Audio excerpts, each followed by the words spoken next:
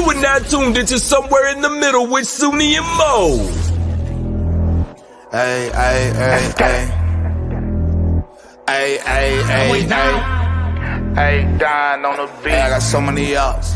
Everywhere I go, I got so many ups. so many ups. I know they plotting against me. I know it's hate, they wanna kill me, but please don't tempt me, cause I got so many glocks.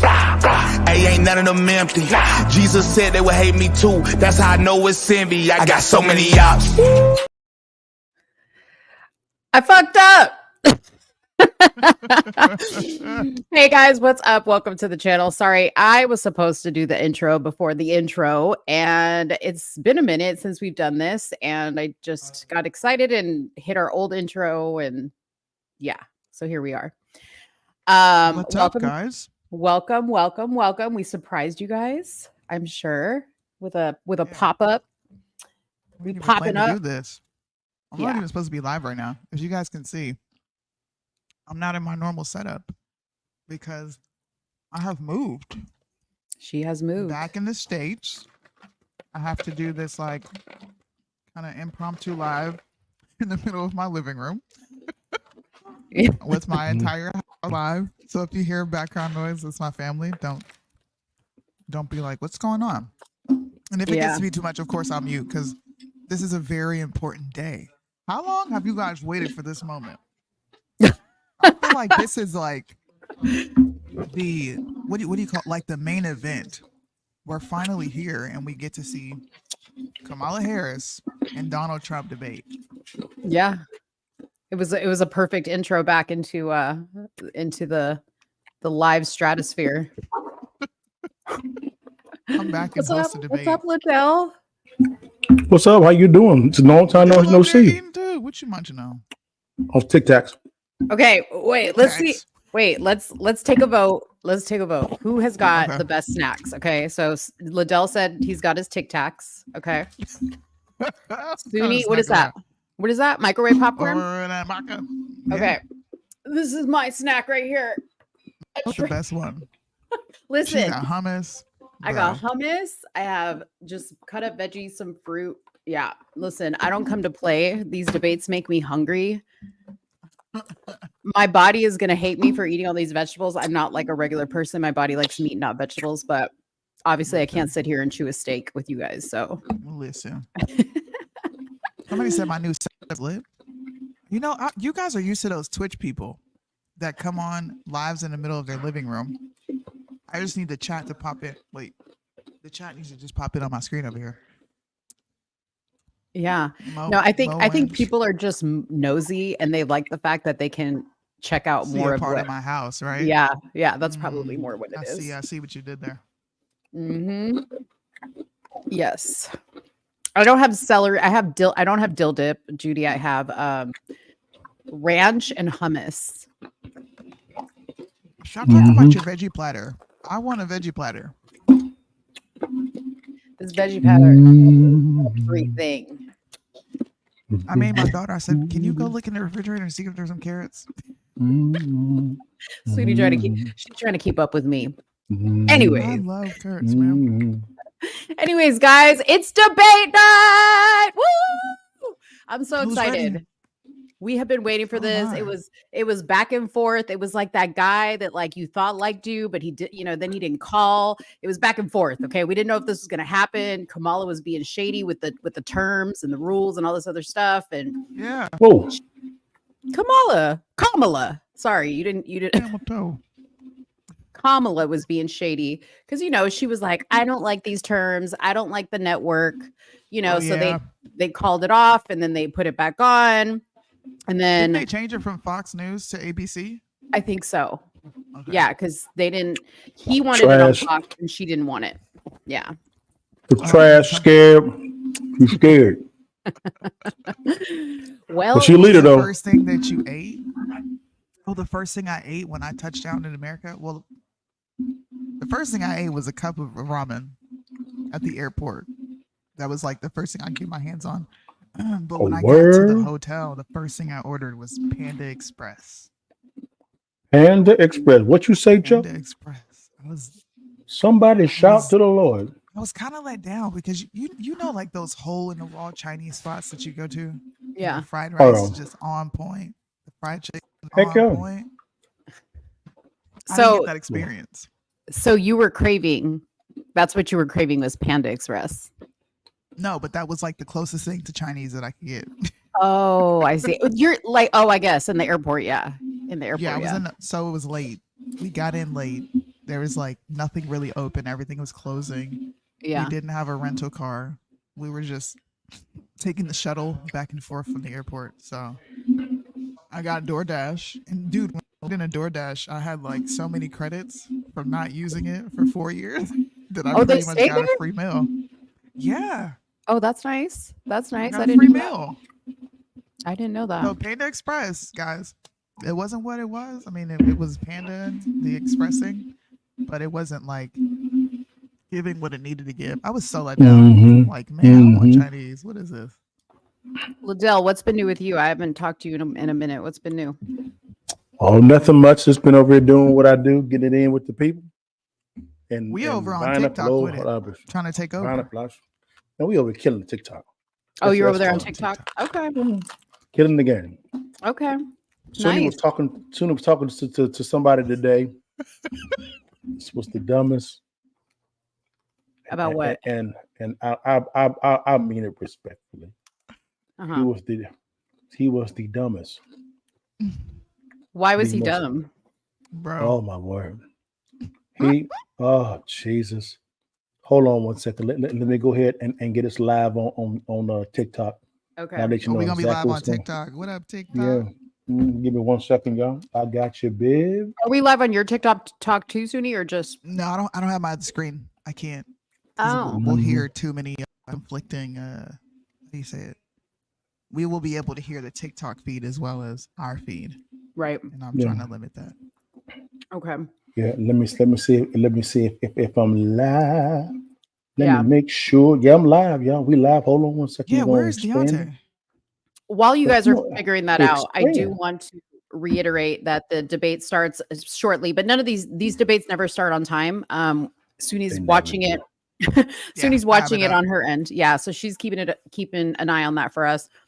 Pretty much, guys, it's the same rules as last time, which I think is great because I actually Yes. appreciated the format last time. So it'll be 90 minutes, 2 commercial breaks, 2 moderators. They coin flipped, and Trump won the coin toss, so he gets to select the order of the statement. So he'll offer the last closing statement, and Vice President Kamala Harris will go after.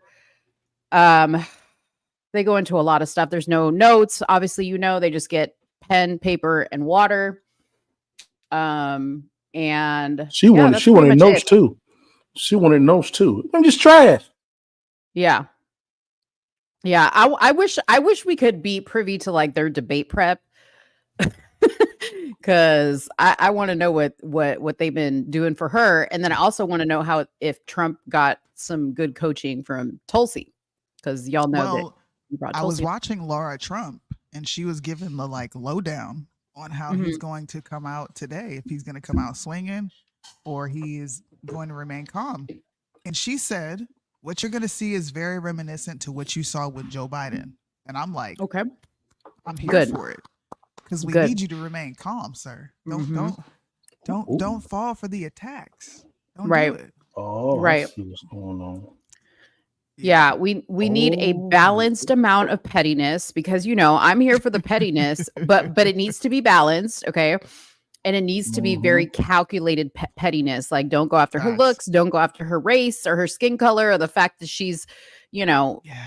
we all know what it is. Don't But call her stupid. That was one Suni, thing that, Suni, yes, sir. can you hear me on TikTok? Let me see. Hold on.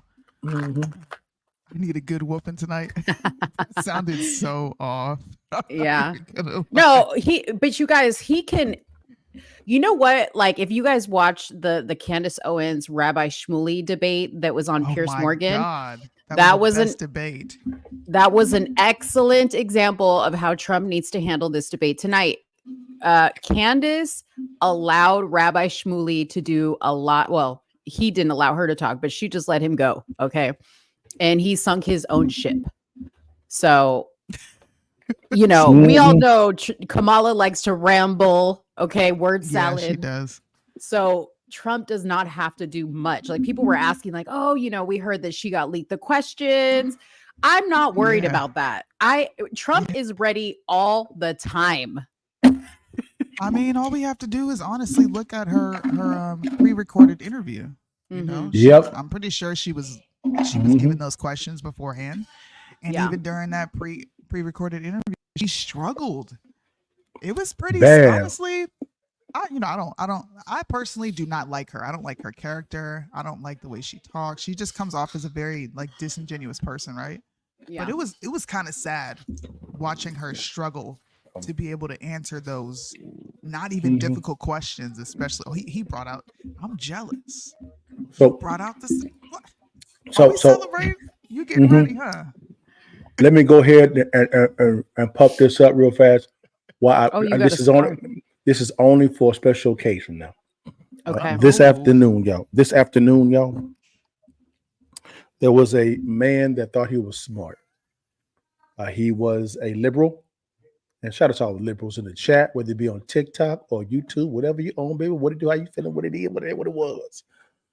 But the exact same time, y'all, what tripped me out here, guys, is this Bama gotta be respectful, you know, because Jesus thought he was smart until he engaged Sunni Blanks, now residing in Las Vegas, Nevada, I believe. And what tripped me out, guys, is this here. Is Sunni destroyed this man. It was so bad. Mo, it was so bad. But what? Like how? What happened? They were talking about this. They were talking about government spending, and they centralized on the city of Charlotte because that's where Sunni is from. Sunni was pinpointing how the state is spending the money when it comes to school districts. And she literally, the dude was talking about, you don't know what you're talking about, And Sunni said, let me go look it up. So Sunni literally got her phone out and looked up the state budget for the Charlotte school district. I think it's CMS. She brought out the graphs. She knew what was coming in as far as income, expenditures, and she was giving this guy facts. Now she was giving facts. What he was saying, this is what he was doing the whole time. Ooh. And I'm like, fool, you know, she like destroying you. The chat going crazy, like, this guy is a buffoon. Like you had some of those trolls talking about she's on welfare. I'm like, I'm not on welfare at all. What are you talking about? I was like, isn't that a bit racist? Did you see a black woman and assume that she's on welfare? What are you talking about? And so I tried to cam up myself. And this he didn't bring me up. It was so bad. She was the last guest he brought up. He said, I have to go cook dinner, y'all. It was 3:30 in the afternoon. When I know dinner began that early. 3:30 in the afternoon, dinner time. I'm funny, bro. It was bad. It was torch. He was like, well, how much is going towards salaries? Soon as said 50% of the 2.4 billion is going in salaries. Yeah. She said, what 14 was 16% is going toward benefits. So 66% of the entire budget of the 2.8 billion is going toward salaries and retirement. And so they begin talking about the superintendent's salaries of Atlanta and Charlotte. I mean, it was just bad, and how the Atlanta superintendent was getting paid $392,000 a year. This dude said that's not enough. He said that wasn't enough. Oh my gosh! So, are you going to do Disney? Or are we going to do NBC? What would you prefer? I think NBC is the safer one because on the stream, yeah. Is Deontay coming up here? Deontay, if you're coming up and he's on daddy duty, he'll be up. Wonderful to have you. It's an honor to have you both here tonight. Good evening. We are looking forward to a spirited and thoughtful debate. So let's get started. I want to begin tonight with the issue that voters repeatedly say is their #1 issue, and that is the economy and the cost of living in this country. Vice President Harris, you and President Trump were elected 4 years ago, and your opponent on the stage here tonight often asks his supporters, are you better off than you were 4 years ago? When it comes to the economy, do you believe Americans are better off than they were 4 years ago? So I was raised as a middle-class kid, and I am actually the only person on this stage who has a plan that is about lifting up the middle class and working people of America. I believe in the ambition, the aspirations, the dreams of the American people. And that is why I imagine and have actually a plan to build what I call an opportunity economy. Because here's the thing. We know that we have a shortage of homes and housing, and the cost of housing is too expensive for far too many people. We know that young families need support to raise their children, and I intend on extending a tax cut for those families of $6,000, which is the largest child tax credit that we have given in a long time, so that those young families can afford to buy a crib, buy a car seat, buy clothes for their children. My passion, one of them, is small businesses. My mother raised my sister and me, but there was a woman who helped raise us. We call her our second mother. She was a small business owner. I love our small businesses. My plan is to give a $50,000 tax deduction to startup small businesses, knowing they are part of the backbone of America's economy. My opponent, on the other hand, his plan is to do what he has done before, which is to provide a tax cut for billionaires and big corporations, which will result in $5 trillion to America's deficit. My opponent has a plan that I call the Trump's sales tax, which would be a 20% tax on everyday goods that you rely on to get through the month. Economists have said that Trump sales tax would actually result for middle-class families in about $4,000 more a year, because of his policies and his ideas about what should be the backs of middle-class people paying for tax cuts for billionaires. President Trump, I'll give you 2 minutes. What the hell? First of all, I have no sales tax. That's an incorrect statement. She knows that. We're doing tariffs on other countries. Other countries are going to finally, after 75 years, pay us back for all that we've done for the world. And the tariff will be substantial in some cases. I took in billions and billions of dollars, as you know, from China. In fact, they never took the tariff off because there was so much money they can't. It would totally destroy everything that they've set out to do. They're taking in billions of dollars from China and other places. They've left the tariffs on. When I had tariffs, and yet I had no inflation. Look, we've had a terrible economy because inflation which is really known as a country buster. It breaks up countries. We have inflation like very few people have ever seen before, probably the worst in our nation's history. We were at 21%, but that's being generous because many things are 50, 60, 70, and 80% higher than they were just a few years ago. This has been a disaster for people, for the middle class, but for every class. On top of that, we have millions of people pouring into our country from prisons and jails, from mental institutions and insane asylums, and they're coming in and they're taking jobs that are occupied right now by African Americans and Hispanics, and also unions. Unions are going to be affected very soon. And you see what's happening. You see what's happening with towns throughout the United States. You look at Springfield, Ohio. You look at Aurora in Colorado.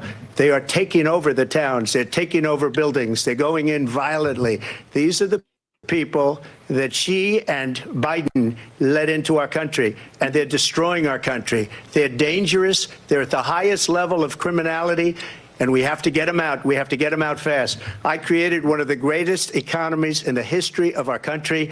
I'll do it again and even better. We are going to get to immigration and border security during this debate, but I would like to let Vice President Harris respond on the economy here. Well, I would love to. Let's talk about what Donald Trump left us. Donald Trump left us the worst unemployment since the Great Depression. Donald Trump left us the worst public health epidemic in a century. Donald Trump left us the worst attack on our democracy since the Civil War. And what we have done is clean up Donald Trump's mess What we have done and what I intend to do is build on what we know are the aspirations and the hopes of the American people. But I'm going to tell you all in this debate tonight, you're going to hear from the same old tired playbook, a bunch of lies, grievances, and name-calling. What you're going to hear tonight is a detailed and dangerous plan called Project 2025 that the former president intends on implementing if he were elected again. I believe very strongly that the American people want a president who understands the importance of bringing us together, knowing we have so much more in common than what separates us. And I pledge to you to be a president for all Americans. President Trump will give you a minute here to respond. Number one, I have nothing to do, as you know, and as she knows better than anyone, I have nothing to do with Project 2025. That's out there. I haven't read it. I don't want to read it purposely. I'm not going to read it. This was a group of people that got together. They came up with some ideas. I guess some good, some bad, but it makes no difference. I have nothing to do. Everybody knows I'm an open book. Everybody knows what I'm going to do. Cut taxes very substantially and create a great economy like I did before.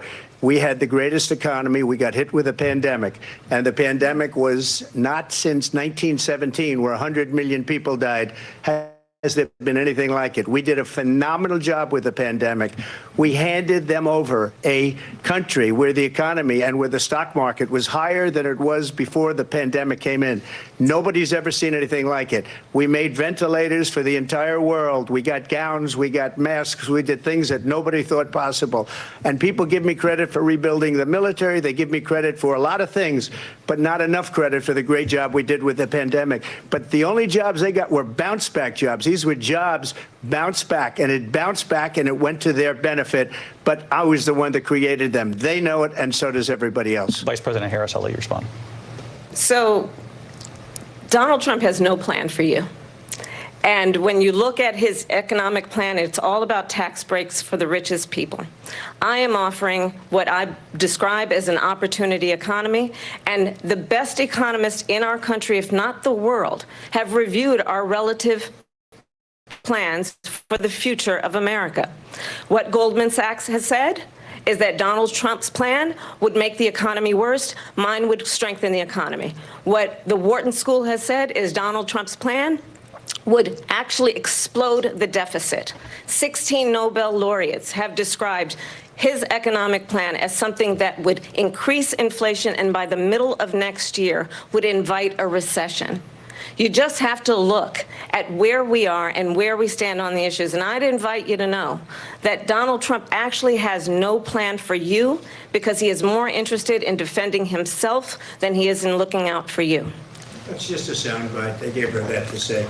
Look, I went to the Wharton School of Finance, and many of those professors, the top professors, think my plan is a brilliant plan. It's a great plan. It's a plan that's going to bring up our worth, our value as a country. It's going to make people want to be able to go and work and create jobs and create a lot of good, solid money for our country. And just to finish off, she doesn't have a plan. She copied Biden's plan, and it's like 4 sentences, like run, spot, run. 4 sentences that are just, oh, we'll try and lower taxes. She doesn't have a plan. Take a look at her plan. She doesn't have a plan. Mr. President, I do want to drill down on something you both brought up.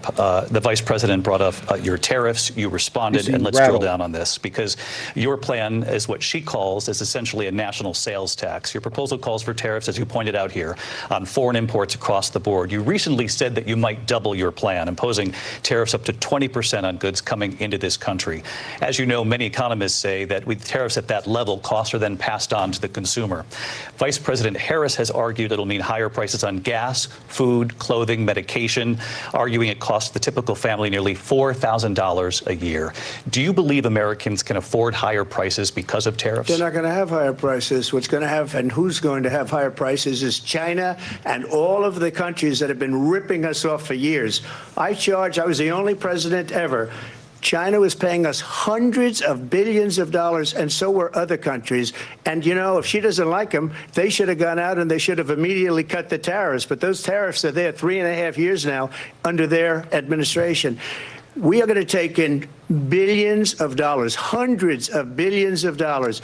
I had no inflation, virtually no inflation. They had the highest inflation perhaps in the history of our country, because I've never seen a worse period of time. People can't go out and buy cereal or bacon or eggs or anything else.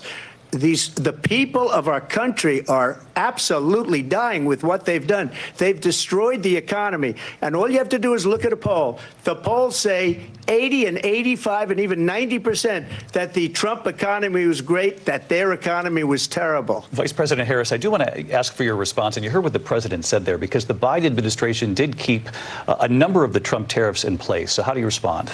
Well, let's be clear that the Trump administration resulted in a trade deficit, one of the highest we've ever seen in the history of America.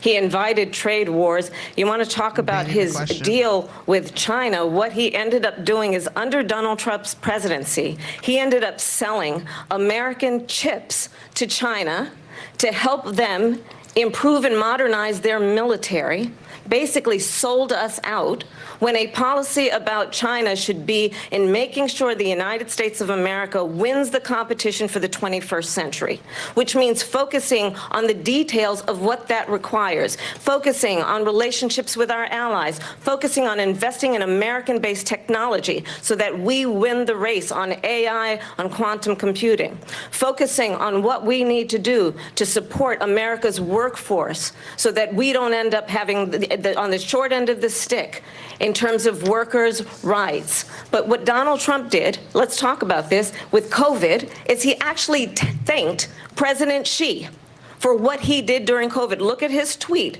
"Thank you, President Xi," exclamation point, when we know that Xi was responsible for lacking and not giving us transparency about the origins of COVID. President Trump, I'll let you respond. First of all, they bought their chips from Taiwan. We hardly make chips anymore because of philosophies like they have and policies like they have. I don't say her because she has no policy. Everything that she believed 3 years ago and 4 years ago is out the window. She's going to my philosophy now. In fact, I was going to send her a MAGA hat.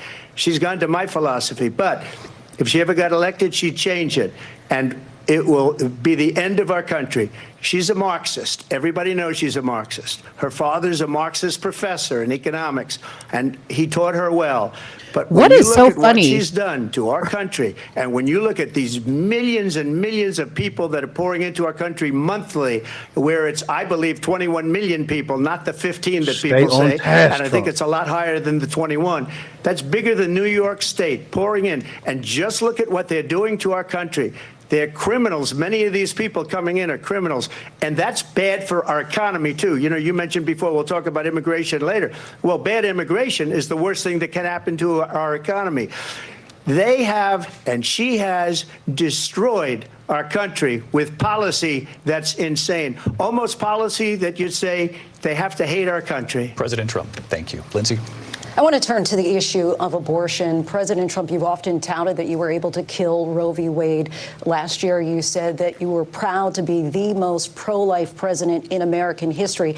Then last month, you said that your administration would be great for women and their reproductive rights. In your home state of Florida, you surprised many with regard to your 6-week abortion ban, because you initially had said that it was too short. And you said, quote, "I'm going to be voting that we need more than 6 weeks." But then the very next day, you reversed course and said you would vote to support the 6-week ban. Vice President Harris says that women shouldn't trust you on the issue of abortion because you've changed your position so many times. Therefore, why should they trust you? Well, the reason I'm doing that vote is because the plan is, as you know, the vote is, they have abortion in the 9th month. They even have, and you can look at the governor of West Virginia, the previous governor of West Virginia, not the current governor, is doing an excellent job, but the governor before, he said, the baby will be born, and we will decide what to do with the baby. In other words, we'll execute the baby. And that's why I did that, because that predominates, because they're radical. The Democrats are radical in that. And her vice presidential pick, which I think was a horrible pick, by the way, for our country, because he is really out of it. But her vice presidential pick says abortion in the 9th month is absolutely fine. He also says execution after birth. It's execution, no longer abortion, because the baby is born, is okay.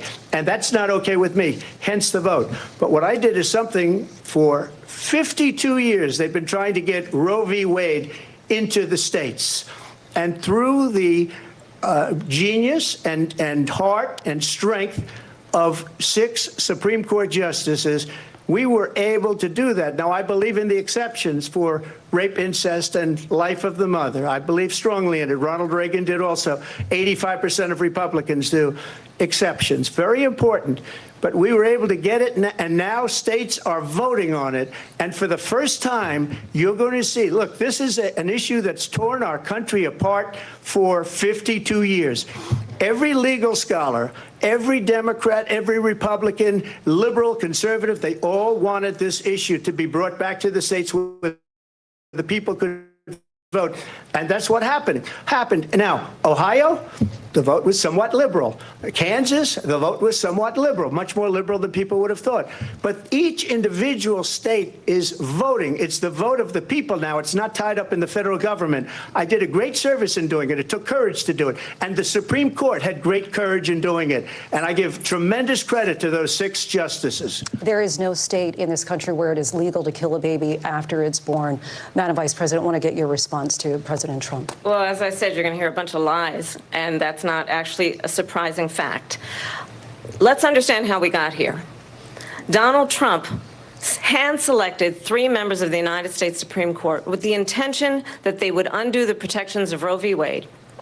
And they did exactly as he intended. And now in over 20 states, there are Trump abortion bans, which make it criminal for a doctor or nurse to provide health care. In one state, it provides prison for life. Trump abortion bans that make no exception even for rape and incest, which understand what that means. A survivor of a crime, a violation to their body, does not have the right to make a decision about what happens to their body next. That is immoral.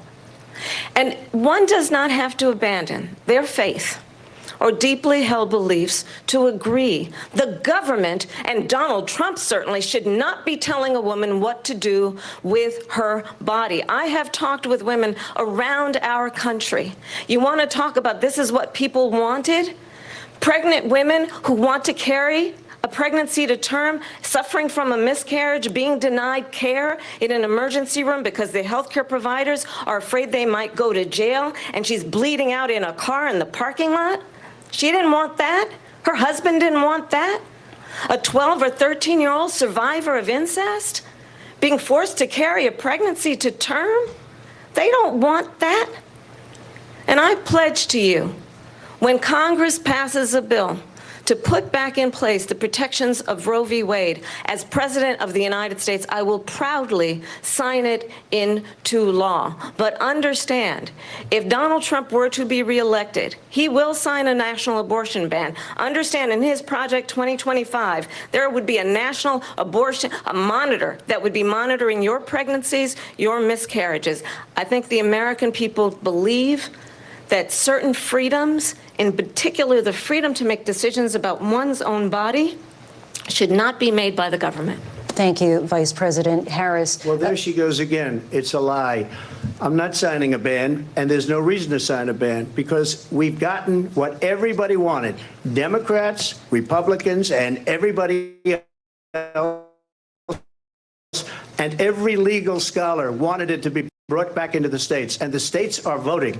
And it may take a little time, but for 52 years, this issue has torn our country apart, and they've wanted it back in the states. And I did something that nobody thought was possible. The states are now voting. What she says is an absolute lie.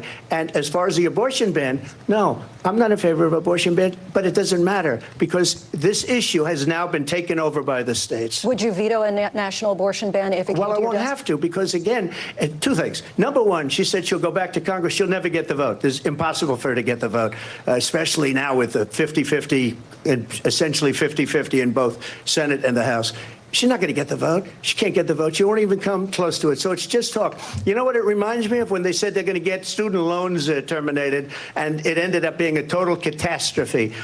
The student loans, and then I think probably her boss, if you call him a boss, he spends all his time on the beach.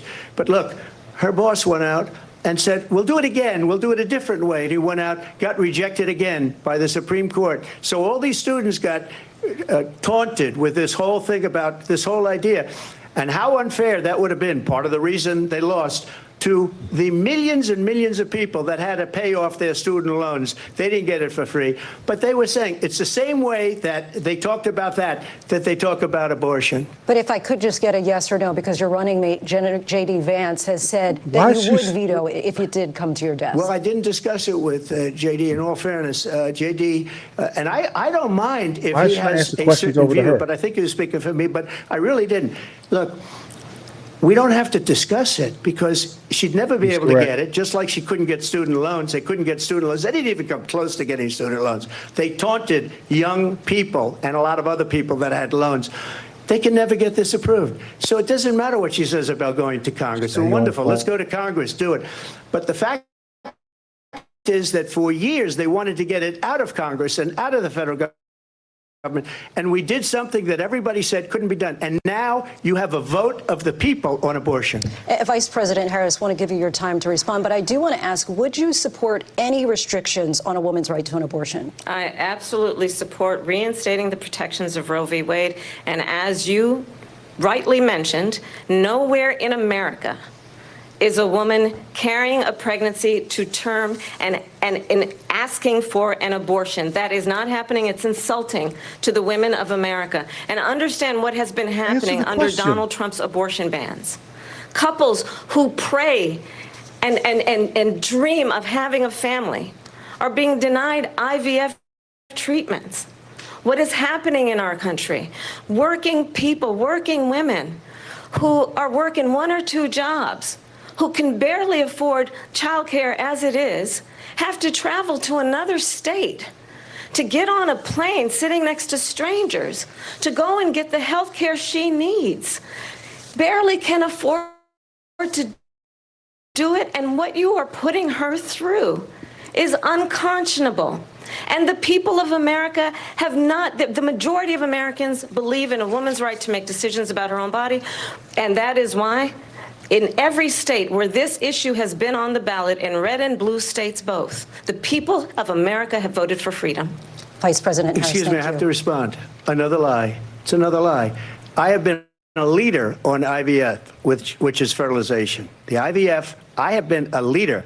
In fact, when they got a very negative decision on IVF from the Alabama courts, I saw the people of Alabama and the legislature 2 days later voted it in. I've been a leader on it. They know that, and everybody else knows it. I have been a leader on fertilization, IVF. And the other thing, you should ask, will she allow abortion in the 8th month, 9th month, 7th month? Come on. Okay, would you do that? Answer the question. Why don't you ask her that question? Why don't you answer the question? No, you answer. Answer the question with your veto. You could do abortions in the 7th month, the 8th month, the 9th That's month, not true. and probably after birth. Just look at the governor, former governor of Virginia. The governor of Virginia said we put the baby aside and then we determine what we want to do with the baby. President Trump, thank you. We're going to turn now to immigration and border security. We know it's an issue that's important to Republicans, Democrats, voters across the board in this country. Vice President Harris, you were tasked by President Biden with getting to the root causes of migration from Central America. We know that illegal border crossings reached a record high in the Biden administration. This past June, President Biden imposed tough new asylum restrictions. We know the numbers since then have dropped significantly. But my question to you tonight is, why did the administration wait until 6 months before the election to act? And would you have done anything differently from President Biden on this? So I'm the only person on this stage who has prosecuted transnational criminal organizations for the trafficking of guns, drugs, and human beings. And let me say that the United States Congress, including some of the most conservative members of the United States Senate, came up with a border security bill, which I supported. And that bill would have put 1,500 more border agents on the border to help those folks who are working there right now overtime, trying to do their job. It would have allowed us to stem the flow of fentanyl coming into the United States. I know there are so many families watching tonight who have been personally affected by the surge of fentanyl in our country. That bill would have put more resources to allow us to prosecute transnational criminal organizations for trafficking in guns, drugs, and human beings. But you know what happened to that bill? Donald Trump got on the phone, called up some folks in Congress and said, kill the bill. And you know why? Because he'd prefer to run on a problem instead of fixing a problem. Lies. And understand, this comes at a time Don't take the bait. where the people of our country actually need a leader who engages in solutions, who actually better talk about what was in that the bill. problems at hand. But what we have in the former president is someone who would prefer to run on a problem instead of fixing a problem. And I'll tell you something, he's going to talk about immigration a lot tonight, even when it's not the subject that is being raised. And I'm going to actually do something This really coming from unusual, the person and I'm going to who can't invite answer. you to attend one of Donald Trump's rallies, because it's a really interesting thing to watch. You will see during the course of his rallies, he talks about fictional characters like Hannibal Lecter. He will talk about windmills cause cancer. And what you will also notice is that people start leaving his rallies early out of exhaustion and boredom. And I will tell you, the one thing you will not hear him talk about is you. You will not hear him talk about your needs, your dreams, and your desires. And I'll tell you, I believe you deserve a president who actually puts you first, and I pledge to you that I will. Vice President Harris, thank you. President Trump, on that point, I want to get your response. Well, I would like to respond. Let me just ask, though, why did you try to kill that bill, and successfully so? That would have put thousands of additional agents and officers on the board. First, let me respond as to the rallies. She said people start leaving. People don't go to her rallies. There's no reason to go. And the people that do go, she's bussing them in and paying them to be there, and then showing them in a different light. So she can't talk about that. People don't leave my rallies. About policy, the biggest policy, rallies, the policy. most incredible rallies in the history of politics. That's because people want to take their country back. Our country is being lost. We're a failing nation. And it happened 3.5 years ago. And what's going on here, you're going to end up in World War III, just to go into another subject. What they have done to our country by allowing these millions and millions of people to come into our country, and look at what's happening to the towns all over the United States. And a lot of towns don't want to talk. It's not going to be Aurora or Springfield. A lot of towns don't want to talk about it because they're so embarrassed by it. In Springfield, they're eating the dogs, the people that came in. They're eating the cats. They're eating the pets of the people that live there. And this is what's happening in our country. And it's a shame. As far as the rallies are concerned, as far as the reason they go is they like what I say. They want to bring our country back. They want to make America great again. It's a very simple phrase, make America great again. She's destroying this country, and if she becomes president, this country doesn't have a chance of success. Not only success, we'll end up being Venezuela on steroids. I just want to clarify here. You bring up Springfield, Ohio, and ABC News did reach out to the city manager there. He told us there have been no credible reports of specific claims of pets being harmed, injured, or abused by individuals within the immigrant community. Well, I've seen people on television. Let me just say here, this is the people on television say my dog was taken and used for food. So maybe he said that, and maybe that's a good thing to say for a city manager. I'm not taking this from but television. The people I'm on taking it from television the city saying their manager. dog was eaten by the people that went there. Again, the Springfield city manager says there's no evidence of that. Vice President Harris, I'll let you respond to the rest of what you've heard. You talk about extreme.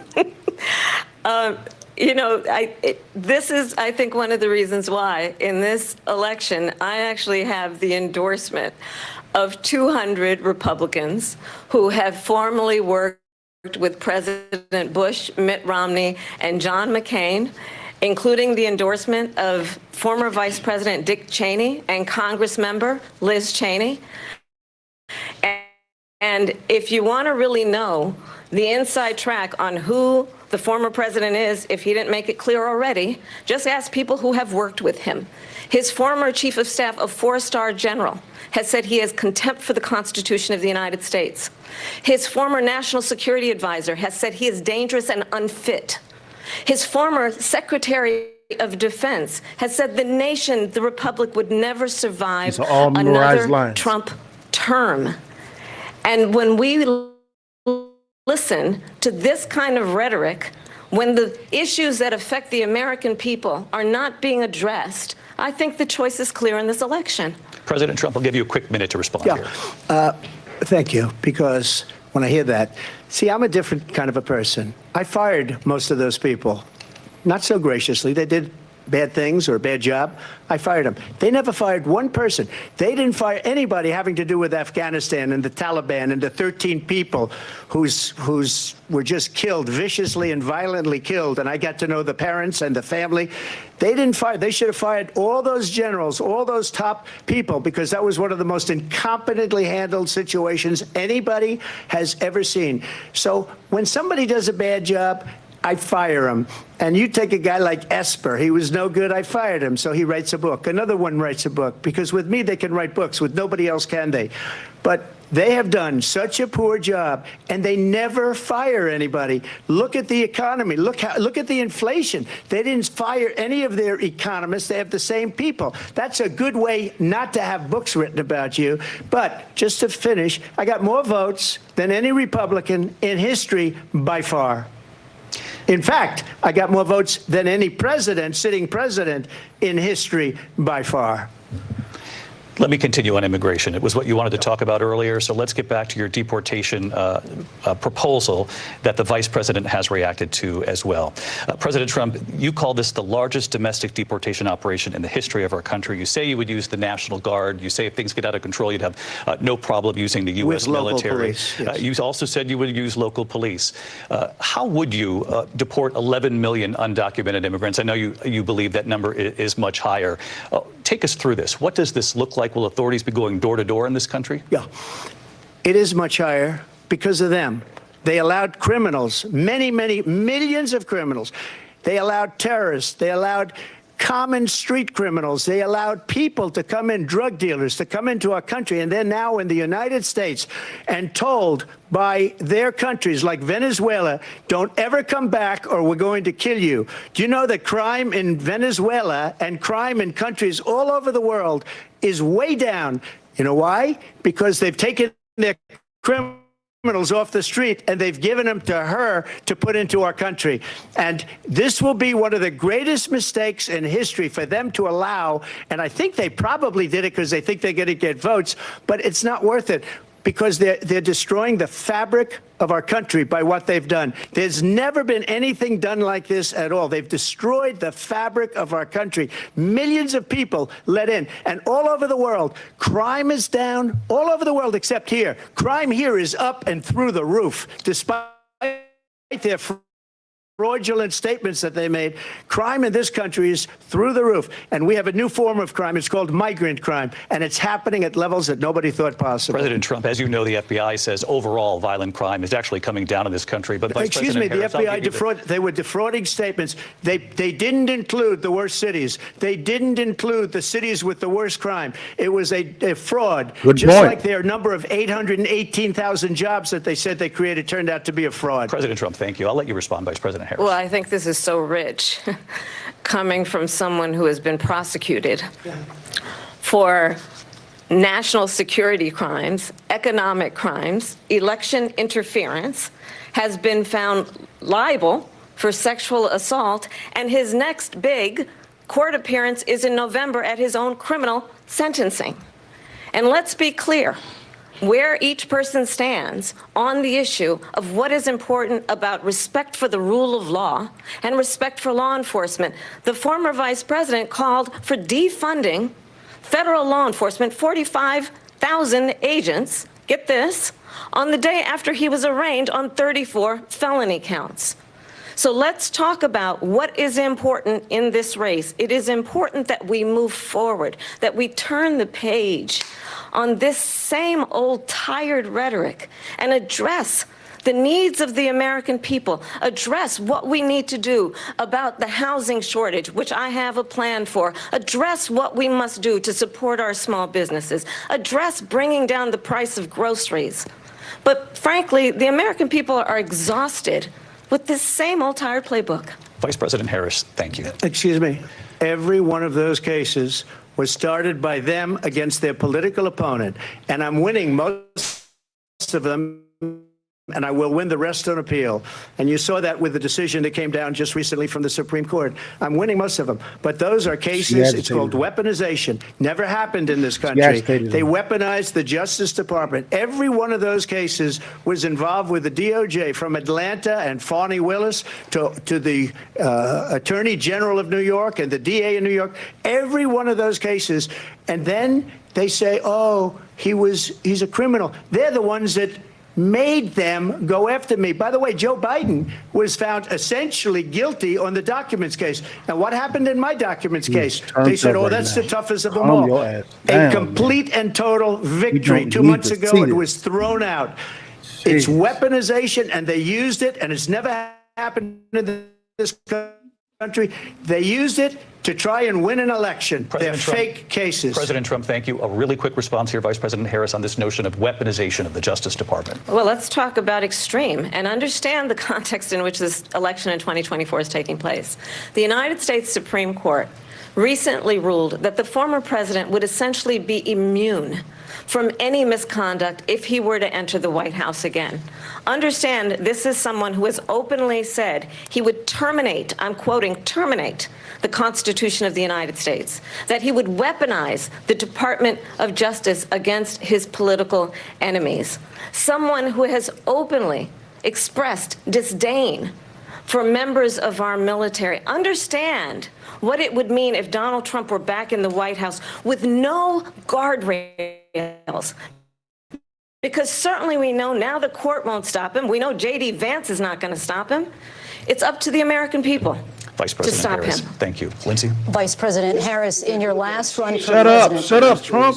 This is the one that weaponized, not me. She weaponized. I probably took a bullet to the head because of the things that they say about me. They talk about democracy. I'm a threat to democracy. They're the threat to democracy with a fake Russia investigation that went nowhere. We have a lot to get to. Linsey? Vice President Harris, in your last run for president, you said you wanted to ban fracking. Now you don't. You wanted mandatory government buyback programs for assault weapons. Now your campaign says you don't. You supported decriminalizing border crossings. Now you're taking a harder line. I know you say that your values have not changed. So then why have so many of your policy positions changed?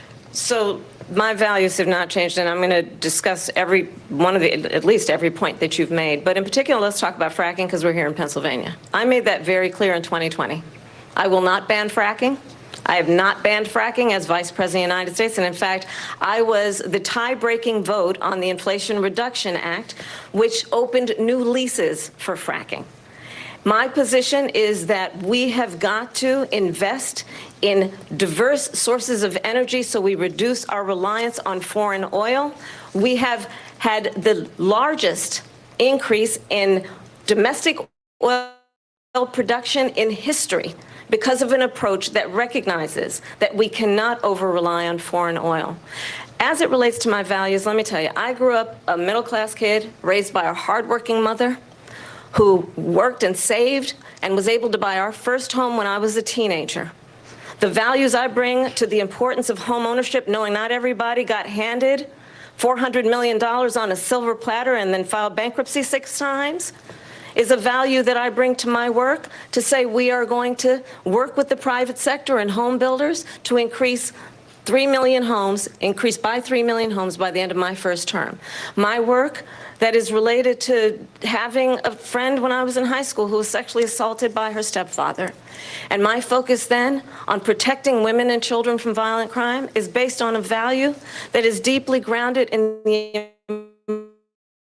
importance of standing up for those who are most vulnerable. My work that is about protecting Social Security and Medicare is based on long-standing work that I have done, protecting seniors from scams. My values have not changed. And what is important is that there is a president who actually brings values and a perspective that is about lifting people up and not beating people down and name-calling. The true measure of the leader is the leader who actually understands the strength is not in beating people down, it's in lifting people up. I intend to be that president. President Trump, your Well, first of response? all, I wasn't given $400 million. I wish I was. My father was a Brooklyn builder, Brooklyn, Queens, and a great father, and I learned a lot from him. But I was given a fraction of that, a tiny fraction, and I built it into many, many billions of dollars, many, many billions. And when people see it, they are even surprised. So we don't have to talk about that. Fracking, she's been against it for 12 years. Defund the police, she's been against that forever. She gave all that stuff up very wrongly, very horribly, and everybody's laughing at it, okay? They're all laughing at it. She gave up at least 12 and probably 14 or 15 different policies. Like, she was big on defund the police. In Minnesota, she went out, wait a minute, I'm talking now, if you don't mind, please. Does that sound familiar? Don't lie. She went out in Minnesota and wanted to let criminals that killed people, that burned down Minneapolis, she went out and raised money to get them out of jail. She just did calm things down? that nobody would ever think of. Now she wants to do transgender operations on illegal aliens that are in prison. This is a radical left liberal that would do this. She wants to confiscate your guns, and she will never allow fracking in Pennsylvania. If she won the election, fracking in Pennsylvania will end on day one. Just to finish, one thing so important in my opinion. So I got the oil business going like nobody has ever done before. When they took over, they got rid of it, started getting rid of it, and the prices were going up the roof. They immediately let these guys go to where they were. I would have been 5 times, 4 times, 5 times higher, because you're talking about 3.5 years ago. They got it up to where I was because they had no choice, because the prices of energy were quadrupling and doubling. You saw what happened to gasoline. So they said, let's go back to Trump. But if she won the election, the day after that election, they'll go back to destroying our country, and oil will be dead, fossil fuel will be dead. We'll go back to windmills, and we'll go back to solar, where they need a whole desert to get some energy to come out of it. You ever see a solar plant? By the way, I'm a big fan of solar, but they take 400, 500 acres of desert soil. Trump, we have a These lot are of not good issues things that for we the have to get environment. to. They We're should out of time. understand. Thank you. Linsey, thank you. We have an election in just 56 days. And I want to talk about the peaceful transfer of power, which, of course, we all know is a cornerstone of our democracy and the role of a president in a moment of crisis. Mr. President, on January 6th, you told your supporters to march to the Capitol. You said you would be right there with them. The country and the world saw what played out of the Capitol that day, the officers coming under attack. Aides in the West Wing say you watched it unfold on television off the Oval Office. You did send out tweets, but it was more than 2 hours before you sent out that video message telling your supporters to go home. Is there anything you regret about what you did on that day? You just said a thing that isn't covered. Peacefully and patriotically, I said during my speech, not later on. Peacefully and patriotically. And nobody on the other side was killed. Ashley Babbitt was shot by an out-of-control police officer that should have never, ever shot her. It's a disgrace. But we didn't do this group of people that have been treated so badly. I ask, what about all the people that are pouring into our country and killing people that she allowed to pour in? She was the border czar. Remember that. She was the border czar. She doesn't want to be called the border czar because she's embarrassed by the border. In fact, she said at the beginning, well, I'm surprised you're not talking about the border yet. That's because she knows what a bad job they've done. What about those people? When are they going to be prosecuted? When are these people from countries all over the world, not just South America? They're coming in from all over the world, David, all over the world. And crime rates are down all over the world because of it. But let me just when are those, David, when are those people going to be prosecuted? When are the people that burned down Minneapolis going to be prosecuted? Or in Seattle? They went into Seattle. They took over a big percentage of the city of Seattle. When are those people going to be prosecuted? But let me just ask you. You might ask her that question. You were the president. You were watching it unfold on television. It's a very simple question as we move forward toward another election. Is there anything you regret about what you did on that day? Yes, sir. I had nothing to do with that other than they asked me to make a speech. I showed up for a speech. I said, I think it's going to be big. I went to Nancy Pelosi and the mayor of Washington, D.C., and the mayor put it back in writing, as you know. I said, you know, this is going to be a very big rally or whatever you want to call it. And again, it wasn't done by me. It was done by others. I said, I'd like to give you 10,000 National Guard or soldiers They rejected me. Nancy Pelosi rejected me. It was just 2 weeks ago. Her daughter has a tape of her saying she is fully responsible for what happened. They want to get rid of that tape. It would have never happened if Nancy Pelosi and the mayor of Washington did their jobs.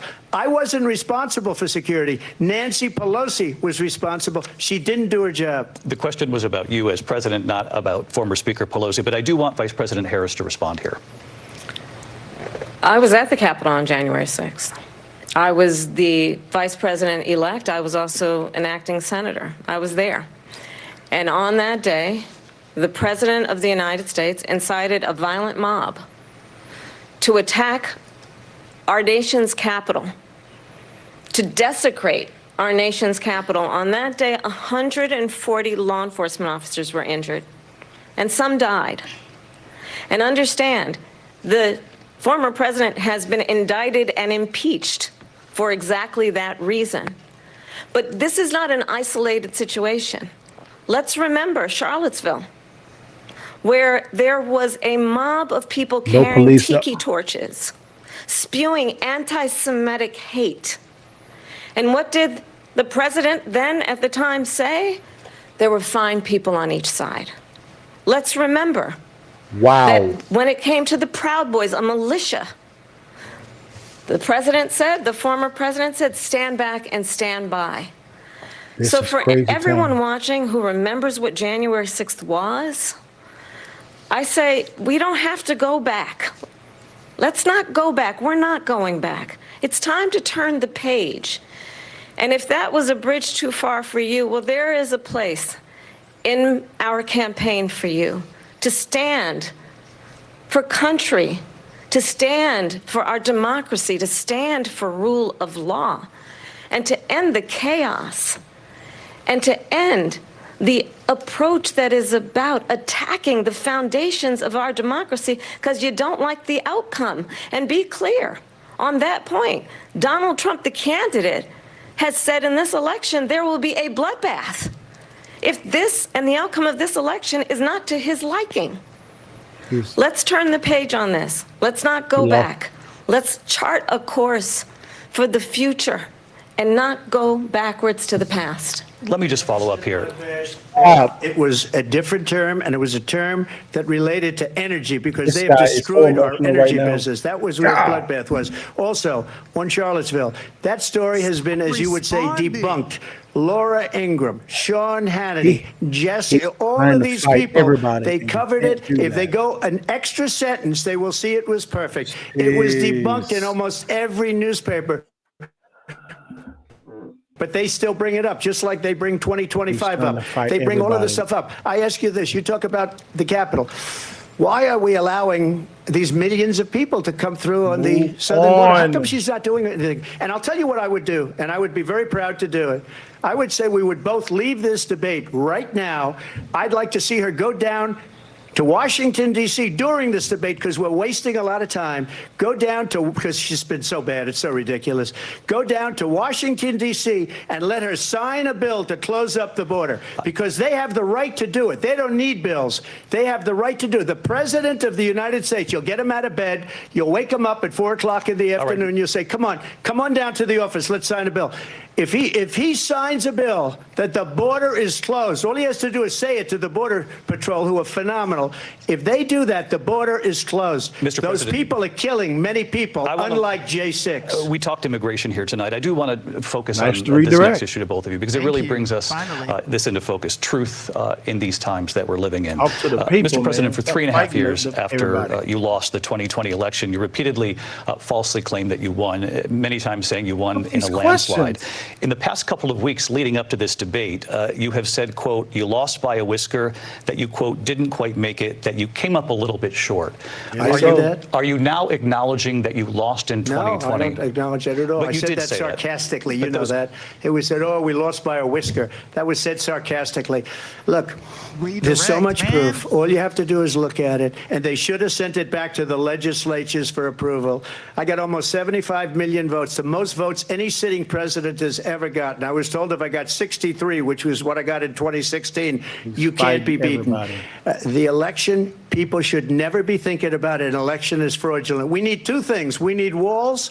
And we have to have it. We have to have borders, and we have to have good elections. Our elections are bad. And a lot of these illegal immigrants coming in, they're trying to get them to vote. They can't even speak English. They don't even know what country they're in practically. And these people are trying to get them to vote. And that's why they're allowing them to come into our country. I did watch all of these pieces of video. I didn't detect the sarcasm, lost by a whisker. We didn't quite make it.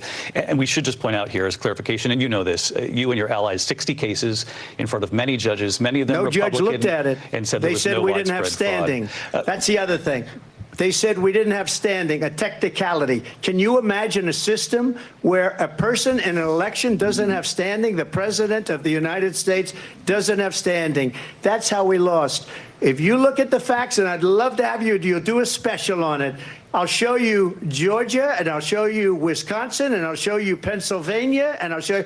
We have so many facts and statistics, but you know what? That doesn't matter, because we have to solve the problem that we have right now. That's old news. And the problem that we have right now is we have a nation in decline, and they have put it into decline. We have a nation that is dying, David. Mr. President, thank you.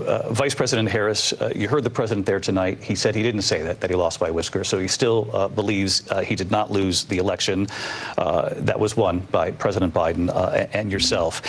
But I do want to ask you about something that's come up in the last couple of days. This was a post from President Trump about this upcoming election just weeks away. He said, when I win, those people who cheated, and then he lists donors, voters, election officials, he says will be prosecuted to the fullest extent of the law, which will include long-term prison sentences. One of your campaign's top lawyers responded saying, we won't let Donald Trump intimidate us. We won't let him suppress the vote. Is that what you believe he's trying to do here? Donald Trump was fired by 81 million people. So let's be clear about that. And clearly he is having a very difficult time processing that. But we cannot afford to have a president of the United States who attempts, as he did in the past, to upend the will of the voters in a free and fair election.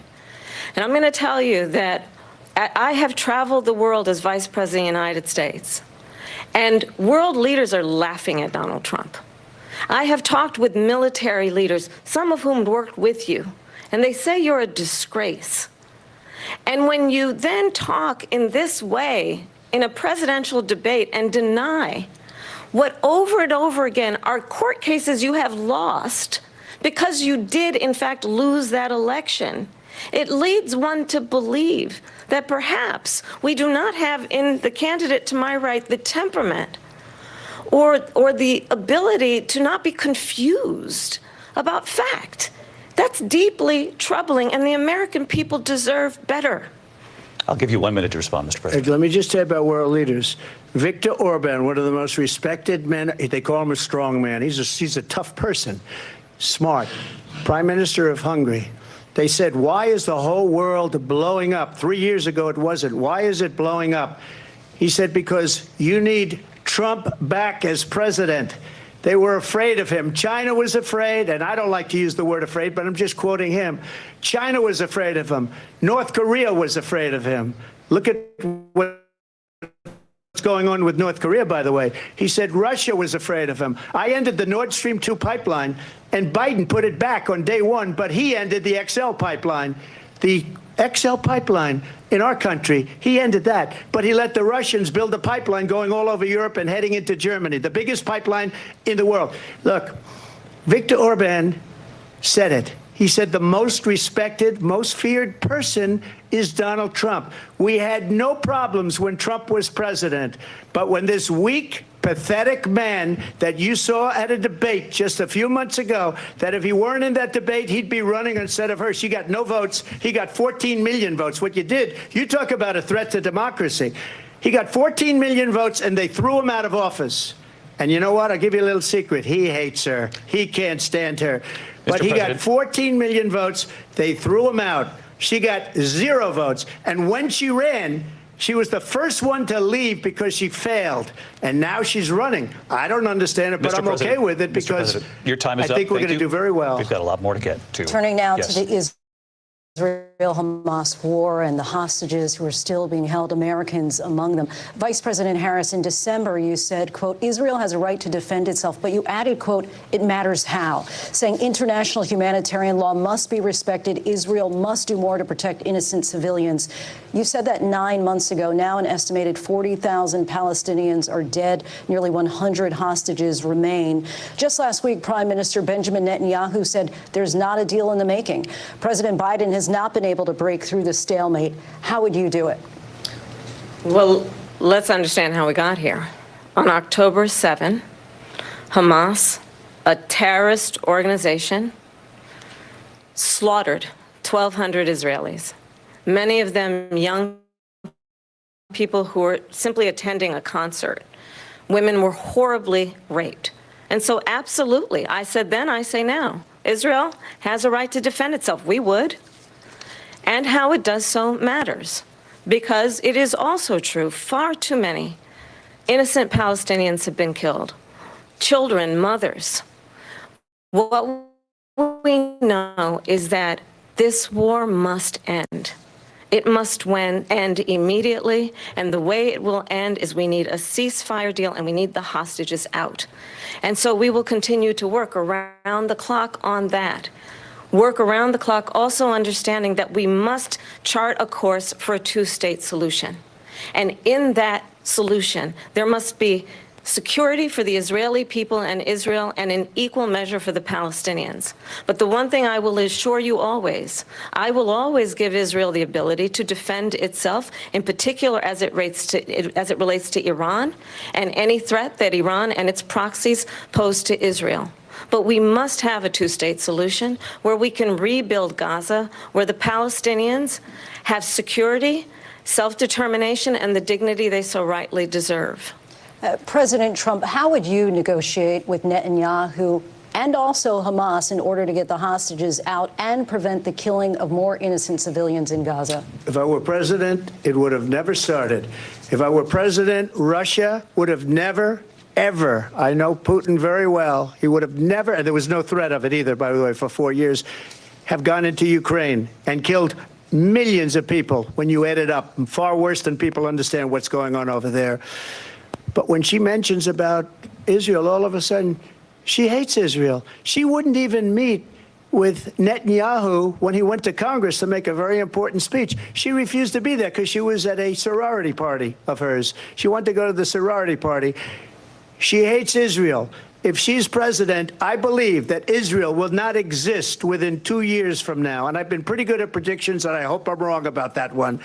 She hates Israel. At the same time, in her own way, she hates the Arab population because the whole place is going to get blown up. Arabs, Jewish people, Israel will be gone.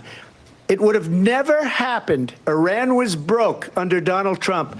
Now Iran has $300 billion because they took off all the sanctions that I had. Iran had no money for Hamas or Hezbollah or any of the 28 different spheres of terror. And they are spheres of terror, horrible terror. They had no money. It was a big story, and you know it. You covered it very well, actually. They had no money for terror. They were broke. Now they're a rich nation, and now what they're doing is they're spreading that money around. Look at what's happening with the Houthis and Yemen. Look at what's going on in the Middle East. This would have never happened. I will get that settled and fast, and I'll get the war with Ukraine and Russia ended. If I'm president-elect, I'll get it done before even becoming president. Vice President Harris, he says you hate Israel. That's absolutely not true. I have my entire career and life supported Israel and the Israeli people. He knows that. He's trying to, again, divide and distract from the reality, which is it is very well known that Donald Trump is weak and wrong on national security and foreign policy. It is well known that he admires dictators, wants to be a dictator on day one, according to himself. It is well known that he said of Putin that he can do whatever the hell he wants and go into Ukraine.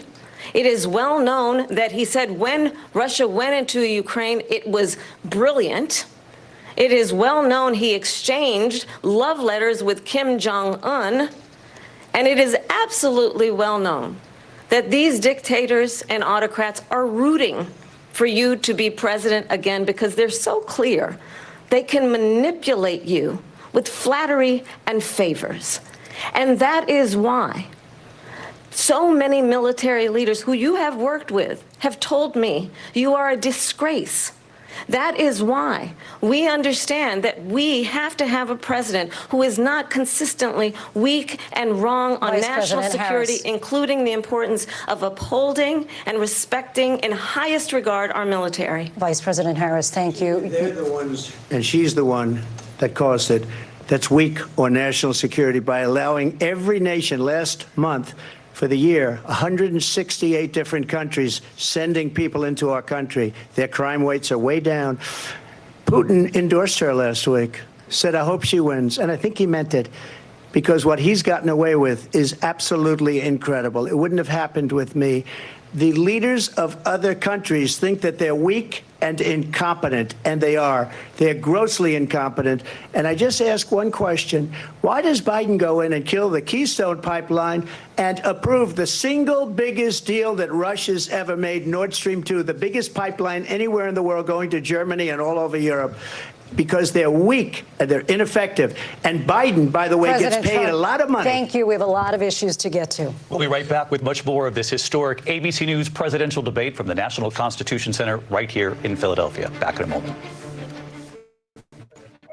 Wow. Listen, Trump is getting his ass handed to him.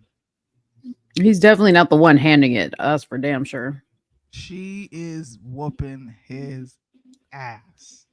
And the only thing she's doing is gaslighting and bringing up regurgitated talking points from the left.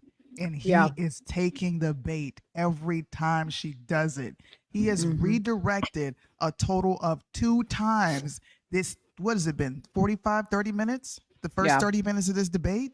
Yeah. Bro, what the? Where is your debate strategist? Who prepared you for this shit?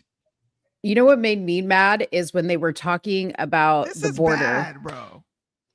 When they were talking about the border, okay?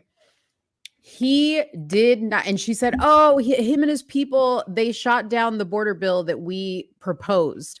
He could have easily at that point said, this is why we did not want that border bill. Here's what was in it. He could have easily said that, and he didn't say that.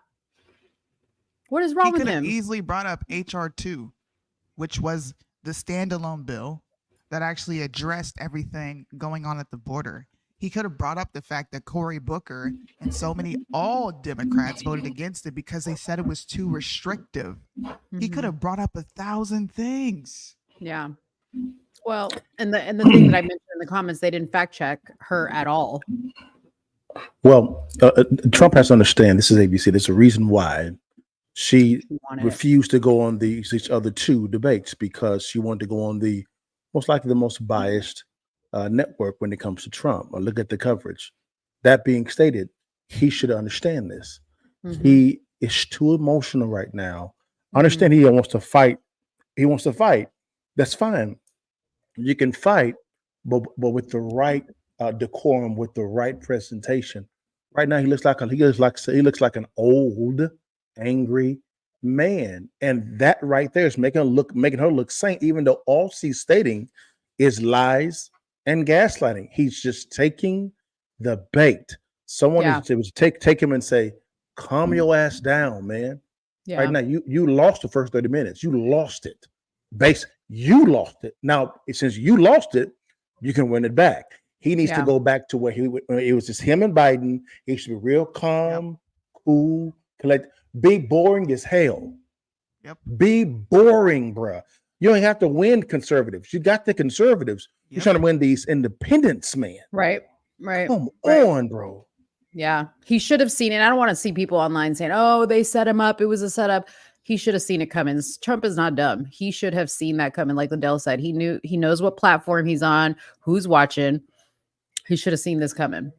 And Lynn, I see you on YouTube. I believe they prepared him. He made a decision not to follow those preparation points. It's very simple. He started off just fine. The first 5 minutes, he was all right. That's what last 20 minutes was a train wreck. And that's exactly what they wanted. Yep. That's what they wanted. Twitter is killing him right now. Oh my God. I went over Twitter and I was like, damn, on it's X. a massacre over there. He let her off the hook several times. Kamala Harris has not answered one single question directly outside of the Israel question that she was asked. That's the only question that she answered directly. Anytime they've asked her a question, she's redirected to insult Trump. And every time moderators have helped her. The moderators have redirected and say, so Trump said this. What do you think about that, Vice President? Correct. And they haven't asked him a single question on Kamala Harris said this, Mr. President. What do you think about this? And they won't. Look, it's definitely a biased platform. But it like is. Mo said, like Liddell said, this is something that his debate team should have prepared him for. Yeah. And they did. He's back on. Yeah. Clearly, look, you could be right. I think you are right. He's deviating from what they planned from. But he needs to come back and dominate this second half. Right. There is no other debate set up right now for him to redeem himself. And she won't do it.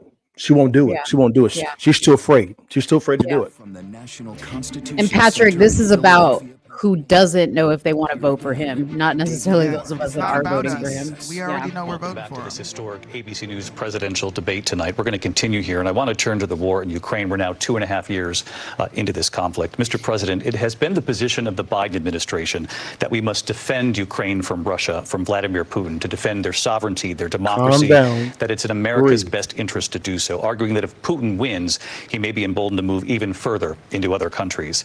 You have said you would solve this war in 24 hours. You said so just before the break tonight. How exactly would you do that? And I want to ask you a very simple question tonight. Do you want Ukraine to win this war? I want the war to stop. I want to save lives that are being uselessly, people being killed by the millions. It's the millions. It's so much worse than the numbers that you're getting, which are fake numbers. Look, we're in for 250 billion or more, because they don't ask Europe, which is a much bigger beneficiary to getting this thing done than we are. They're in for $150 billion less because Biden and you don't have the courage to ask Europe like I did with NATO. They paid billions and billions, hundreds of billions of dollars when I said, either you pay up or we're not going to protect you anymore. So that's maybe one of the reasons they don't like me as much as they like weak people. But you take a look at what's happening. We're in for 250 to 275 billion. They're into 100 to 150. They should be forced to equalize. With that being said, I want to get the war settled. I know Zelensky very well, and I know Putin very well. I have a good relationship, and they respect your president, okay? They respect me. They don't respect Biden. How would you respect him? Why? For what reason? He hasn't even made a phone call in 2 years to Putin, hasn't spoken to anybody. They don't even try and get it. That is a war that's dying to be settled. I will get it settled before I even become president. If I win, when I'm president-elect, and what I'll do is I'll speak to one, I'll speak to the other, I'll get them together. That war would have never happened. And in fact, when I saw Putin after I left, unfortunately left because our country has gone to hell. But after I left, when I saw him building up soldiers, he did it after I left. I said, oh, he must be negotiating. It must be a good, strong point of negotiation. Well, it wasn't, because Biden had no idea how to talk to him. He had no idea how to stop it. And now you have millions of people dead, and it's only getting worse, and it could lead to World War III. Don't kid yourself, David. We're playing with World War III, and we have a president that we don't even know if he's... Where is our president? We don't even know if he's a president. Just to clarify they here. threw him out of a campaign like a dog. We don't even know. Is he our president? But we have a president, Mr. President, that doesn't know he's alive. Your time is up. Just to clarify in the question, do you believe it's in the U.S. best interest for Ukraine to win this war, yes or no? I think it's the U.S. best interest to get this war finished and just get it done. There we go. Negotiate a deal, because we have to stop all of these human lives from being destroyed. I want to take this to Vice President Harris. I want to get your thoughts on support for Ukraine in this moment, but also as Commander-in-Chief, if elected, how would you deal with Vladimir Putin, and would it be any different from what we're seeing from President Biden? Well, first of all, it's important to remind the former president you're not running against Joe Biden, you're running against me. I believe the reason that Donald Trump says that this war would be over within 24 hours is because he would just give it up. And that's not who we are as Americans. Let's understand what happened here. I actually met with Zelensky a few days before Russia invaded, tried through force to change territorial boundaries, to defy one of the most important international rules and norms, which is the importance of sovereignty and territorial integrity. And I met with President Zelensky. I shared with him American intelligence about how he could defend himself. Days later, I went to NATO's eastern flank, to Poland and Romania.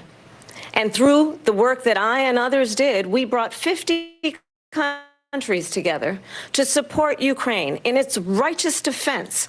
And because of our support, because of the air defense, the ammunition, the artillery, the javelins, the Abrams tanks that we have provided, Ukraine stands as an independent and free country. If Donald Trump were president, Putin would be sitting in Kyiv right now.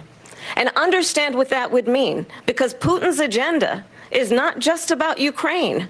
Understand why the European allies and our NATO allies are so thankful that you are no longer president, and that we understand the importance of the greatest military alliance the world has ever known, which is NATO, and what we have done to preserve the ability of Zelensky and the Ukrainians to fight for their independence. Otherwise, Putin would be sitting in Kyiv with his eyes on the rest of Europe, starting with Poland. And why don't you tell the 800,000 Polish Americans right here in Pennsylvania how quickly you would give up for the sake of favor and what you think is a friendship with what is known to be a dictator who would eat you for lunch. Vice President Harris, thank you. We've heard from both of you on Ukraine tonight. Afghanistan came up in the last hour. I wanted her to respond to something you said earlier. And now, please, I'll give you a minute here. Putin would be sitting in Moscow, and he wouldn't have lost 300,000 men and women, but he would have been sitting in Moscow. Quiet, please. He would have been sitting in Moscow, much happier than he is right now.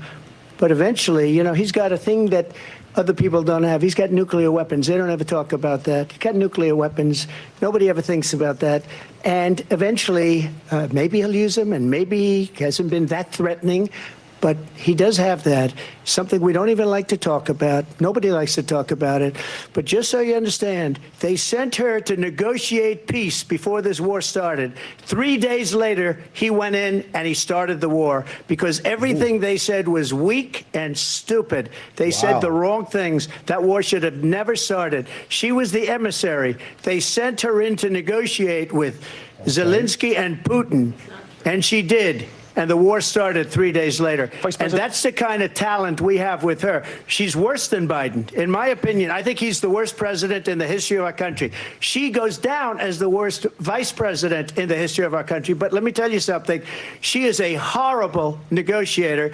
They sent her in to negotiate. As soon as they left, Putin did the invasion. President Trump, thank you. You did bring up something. You said she went to negotiate with Vladimir Putin. Vice President Harris, have you ever met Vladimir Putin? Can you clarify tonight?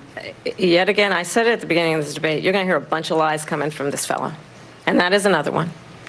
When I went to meet with President Zelensky, I've now met with him over 5 times. The reality is it has been about standing as America always should, as a leader upholding international rules and norms, as a leader who shows strength, understanding that the alliances we have around the world are dependent on our ability to look out for our friends and not favor our enemies because you adore strongmen instead of caring about democracy. And that is very much what is at stake here. The President of the United States is Commander-in-Chief, and the American people have a right to rely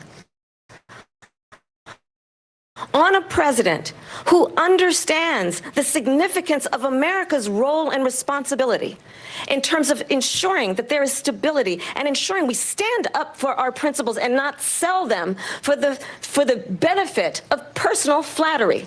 We've talked about Ukraine and Vladimir Putin. I do want to talk about Afghanistan. It came up in the first hour of this debate.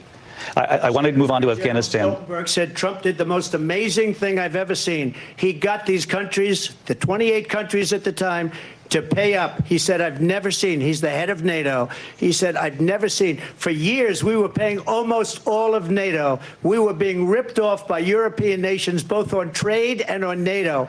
I got them to pay up by saying one of the statements you made before, if you don't pay, we're not going to protect you. President Otherwise, Trump. we would have never gotten it. He said it was one of the most incredible jobs that he's ever seen done. Thank you. I want to turn to Afghanistan. It came up in the first hour of the debate, and we witnessed a poignant moment today on Capitol Hill, honoring the soldiers who died in the chaotic withdrawal from Afghanistan. I do want to ask the Vice President, do you believe you bear any responsibility in the way that withdrawal played out? Well, I will tell you, I agreed with President Biden's decision to pull out of Afghanistan. 4 presidents said they would, and Joe Biden did.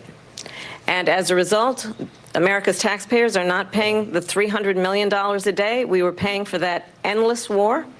And as of today, there is not one member of the United States military who is in active duty in a combat zone in any war zone around the world, the first time this century.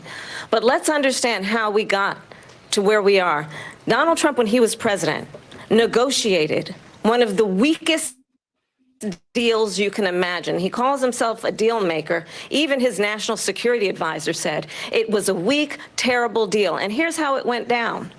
He bypassed the Afghan government. He negotiated directly with a terrorist organization called the Taliban.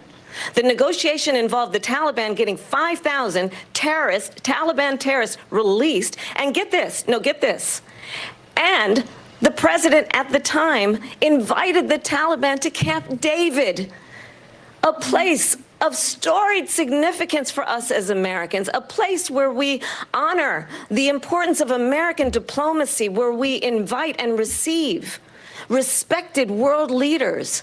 And this former president, as president, invited them to Camp David because he does not again appreciate the role and responsibility of the President of the United States to be commander-in-chief with a level of respect. And this gets back to the point of how he has consistently disparaged and demeaned members of our military, fallen soldiers, and the work that we must do to uphold the strength and the respect of the United States of America around the world. Vice President Harris, thank you. President Trump, your response to her saying that you began the negotiations with the Taliban. So if you take a look at that period of time, the Taliban was killing our soldiers, a lot of them, with snipers. And I got involved with the Taliban because the Taliban was doing the killing. That's the fighting force within Afghanistan. They don't bother doing that because, they deal with the wrong people all the time. But I got involved. And Abdul is the head of the Taliban. He is still the head of the Taliban.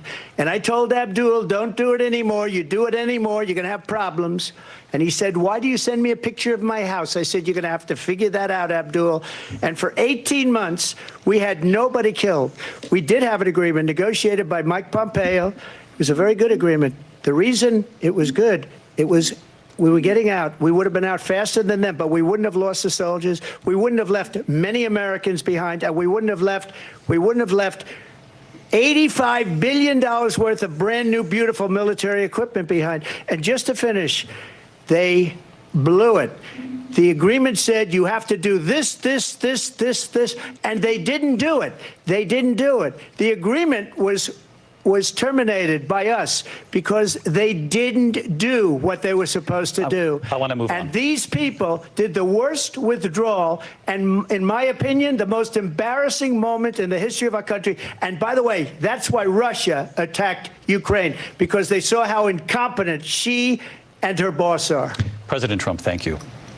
I want to move on now to race and politics. politics in this country. Mr. President, you recently said of Vice President Harris, quote, "I didn't know she was black until a number of years ago when she happened to turn black, and now she wants to be known as black."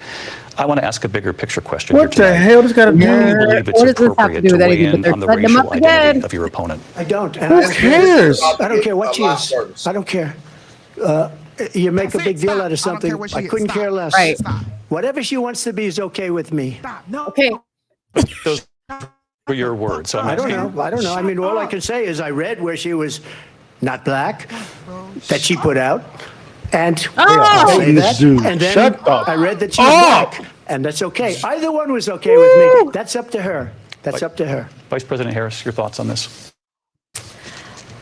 I think it's, I mean, honestly, I think it's a tragedy that we have someone who wants to be president who has consistently, over the course of his career, attempted to use race to divide the American people.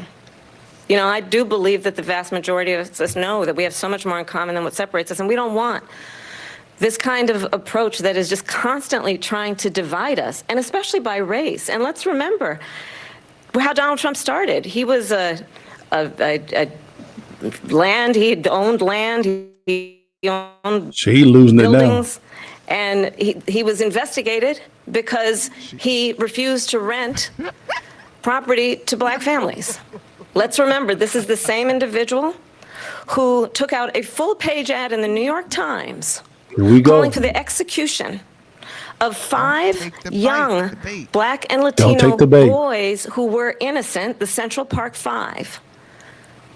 Took out a full-page ad calling for their execution. This is the same individual who spread birther lies about the first black president of the United States. And I think the American people want better than that, want better than this. She's doing a terrible job Want at someone who unpacking this understands, as though. I do, I travel our country. Yes, she is. We see in each other a friend. We see in each other a neighbor. We don't want a leader who is constantly trying to have Americans point their fingers at each other. I meet with people all the time who tell me, can we please just have discourse about how we're going to invest in the aspirations and the ambitions and the dreams of the American people? Knowing that regardless of people's color or the language their grandmother speaks, we all have the same dreams and aspirations and want a president who invests in those, not in hate and division. Vice President Harris, thank you. Linsey? President Trump, this is now your third time. Shut up. This is the most divisive presidency in the history of our country. There's never been anything like it. They're destroying our country, and they come up with things like what she just said, going back many, many years, when a lot of people, including Mayor Bloomberg, agreed with me on the Central Park 5. They admitted, they said, they pled guilty. Why do you? And I said, well, if they pled guilty, they badly hurt a person, killed a person ultimately. go. And if they pled guilty, then they pled well, not guilty. But this is a person that has to stretch back years, 40, 50 years ago, because there's nothing now. I built one of the greatest economies in the history of the world, and I'm going to build it again. It's going to be bigger, better, and stronger. But they're destroying our economy. They have no idea what a good economy is. Their oil policies, every single policy. And remember this, she is Biden. You know, she's trying to get away from Biden. I don't know the gentleman, she says. She is Biden. The worst inflation we've ever had, a horrible economy because inflation has made it so bad. And she can't get away with that. Thank you. Your time is up. I Linsey. want to respond to that, though. I want to just respond briefly. Clearly, I am not Joe Biden, and I am certainly not Donald Trump. And what I do offer is a new generation of leadership for our country, one who believes in what is possible, one who brings a sense of optimism about what we can do instead of always disparaging the American people. I believe in what we can do to strengthen our small businesses, which is why I have a plan. Let's talk about our plans and let's compare the plans. Wow. I have a What plan to give startup businesses $50,000 tax That's it. deduction, to pursue their ambitions, their innovation, their ideas. If he doesn't their jump hard in work. here I have a plan, and cook her, $6,000 for young families for the first year of your child's life to help you in that most critical stage of your child's development. I have a plan that is about allowing people to be able to pursue what has been fleeting in terms of the American dream by offering a help with down payment of $25,000 down payment assistance for first-time home buyers. That's the kind of conversation, I believe, David, that people really want tonight. she won't commit to as it. opposed to a conversation that is constantly about belittling and name-calling. Let's turn the page Vice President and move Harris, forward. thank you. Let's turn to policy. President Let's Trump, turn back we to have policy. to move on. President Trump. Let's turn to policy, She has please. a plan to defund the police. She has a plan to confiscate everybody's gun. President Trump, she we has do a have to plan move on to to not other allow issues. fracking in Pennsylvania or anywhere else. Okay. Thank That's you, what her President. plan is until just recently. I just need Linsey, to go ahead. respond. President Trump, No, the President former Trump. president has said No, I'm something sorry. twice that I need to No, respond to. I'm sorry. We're I going just need to move on, respond Vice one President time Harris. to what he has President said Trump, this is multiple now times. your Yes. third time running for president. You have long vowed to repeal and replace the Affordable Care Act, also known as Obamacare. this You have got to failed to do- accomplish that. You now say you're going to keep Obamacare, quote, unless we can do something much better. Last month, you said, quote, we're working on it. So tonight, 9 years after you first started running, do you have a plan, and can you tell us what it is? Obamacare was lousy health care, always was. It's not very good today. Rico, And what I said, that if we 47 come up with something, and we are working on things, we're going to do it and we're going to replace it. But remember this, I inherited Obamacare because Democrats wouldn't change it. They wouldn't vote for it. They were unanimous. They wouldn't vote to change it. If they would have done that, we would have had a much better plan than Obamacare. But the Democrats came up, they wouldn't vote for it. I had a choice to make when I was president. Do I save it and make it as good as it can be, never going to be great, or do I let it rot? And I felt I had an obligation, even though politically it would have been good to just let it rot and let it go away. I decided, and I told my people, the top people, and they're very good people. I have a lot of good people in that administration. We read about the bad ones. We had some real bad ones, too, and so do they. They have really bad ones. The difference is they don't get rid of them. But let me just explain. I had a choice to make. Do I save it and make it as good as it can be, or do I let it rot? And I saved it. I did the right thing. But it's still never going to be great, and it's too expensive for people. And what we will do is we're looking at different plans. If we can come up with a plan that's going to cost our people, our population, less money and be better health care than Obamacare, then I would absolutely do it. But until then, I'd run it as good as it can be run. So just a yes or no, you still do not have a plan? I have concepts of a plan. I'm not president right now. But if we come up These with questions something, are I so would only biased. change it if we Good come up God. with something that's better and less expensive. And there are concepts and options we have to do that. And you'll be hearing about it in the not too distant future. Vice President Harris, in 2017, you supported Bernie Sanders' proposal to do away with private insurance and create a government-run healthcare system. 2 years later, you proposed a plan that included a private insurance option. What is your plan today? Well, first of all, I absolutely support, and over the last 4 years as vice president, private healthcare options. But what we need to do is maintain and grow the Affordable Care Act. But I'll get to that, Linsey. I just need to respond to a previous point that the former president has made. I've made very clear my position on fracking. And then this business about taking everyone's guns away. Tim Walz and I are both gun owners. We're not taking anybody's guns away. So stop with the continuous lying about this stuff. As it relates to the Affordable Care Act, understand, Wow. just look She at the answered it history well. to know where people stand. When Donald Trump was president, 60 times he tried to get rid of the Affordable Care Act. 60 times. I was a senator at the time when I will never forget the early morning hours when it was up for a vote in the United States Senate. And the late, great John McCain, who you have disparaged as being, you don't like him, you said at the This is time a because brilliant plan he by got them. caught. He was an American hero. The late, great John McCain, I will never forget that night, walked onto the Senate floor and said, no, you don't. No, you don't. No, you don't get rid of the Affordable Care Act. You have no plan.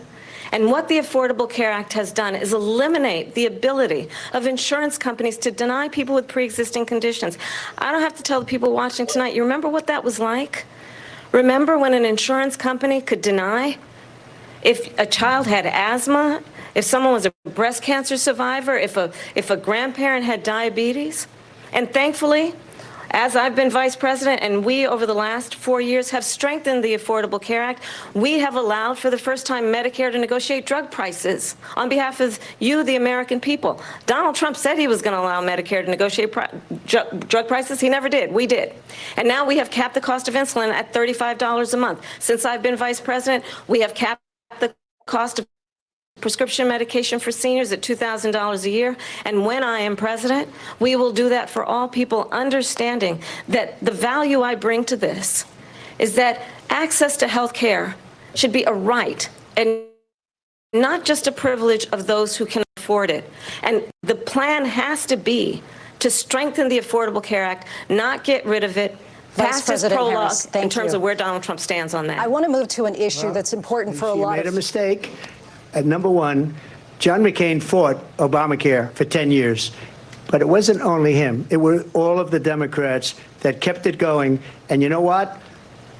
We can do much better than Obamacare, much less money. But she won't improve private insurance for people, private medical insurance. That's another thing she doesn't want to get. People are paying privately for insurance that have worked hard and made money, and they want to have private. She wants everybody to be on government insurance where you wait 6 months for an operation that you need immediately. President Trump, thank you. We have another issue that we'd like to get to that's important for a number of Americans, in particular younger voters, and that's climate change. President Trump, with regard to the environment, you say that we have to have clean air and clean water. Vice President Harris, you call climate change an existential threat. Perfect the question setup to you both tonight is, what would you do to fight climate change? And Vice President Harris, we'll start with you. 1 minute for you each. Well, the former president had said that climate change is a hoax. And what we know is that it is very real. You ask anyone who lives in a state who has experienced these extreme weather occurrences, who now is either being denied home insurance or it's being jacked up. You ask anybody who has been the victim of what that means in terms of losing their home, having nowhere to go. We know that we can actually deal with this issue. The young people of America care deeply about this issue. And I am proud that as vice president over the last 4 years, we have invested $1 trillion in a clean energy economy, while we have also increased domestic gas production to historic levels. We have created over 800,000 new manufacturing jobs while I have been vice president. We have invested in clean energy to the point that we are opening up factories around the world. Donald Trump said he was going to create manufacturing jobs. He lost manufacturing jobs. And I'm also proud to have the endorsement of the United Auto Workers and Sean Fain, who also know that part of building a clean energy economy includes investing in American-made products, American automobiles. It includes growing what we can do around American manufacturing and opening up auto plants, not closing them like happened under Donald Trump. Vice President Harris, thank you. That didn't happen under Donald Trump. Let me just tell you, they lost 10,000 manufacturing jobs this last month. It's going, they're all leaving. They're building big auto plants in Mexico, in many cases owned by China. They're building these massive plants, and they think they're going to sell their cars into the United States because of these people. What they have given to China is unbelievable. But we're not going to let that. We'll put tariffs on those cars so they can't come into our country, because they will kill the United Auto Workers and any auto worker, whether it's in Detroit or South Carolina or any other place. What they've done to business and manufacturing in this country is horrible. We have nothing because they refuse. You know, Biden doesn't go after people because supposedly China paid him millions of dollars. He's afraid to do it. Between him and his son, they get all this money from Ukraine. They get all this money from all of these different countries. And then you wonder, why is he so loyal to this one, that one, Ukraine, China? Why is he? Why did he get $3.5 million from the mayor of Moscow's wife? Why did she pay him $3.5 million? This is a crooked administration, and they're selling our country down the tubes. President Trump, thank you. Thank you. We'll be right back with closing statements from both of our candidates. An historic night, this ABC News presidential debate from Philadelphia. Back in a moment. She's just straight lying. There Oh, yes, she was is. no manufacturing that closed under Trump. That is just a bold-faced lie. It doesn't matter. Jeez, man. Yeah, no, facts don't matter. Truth doesn't matter. What matters is who is better at articulating a message. Whose rhetoric is more effective? Who's more persuasive? Whose composure is more presidential?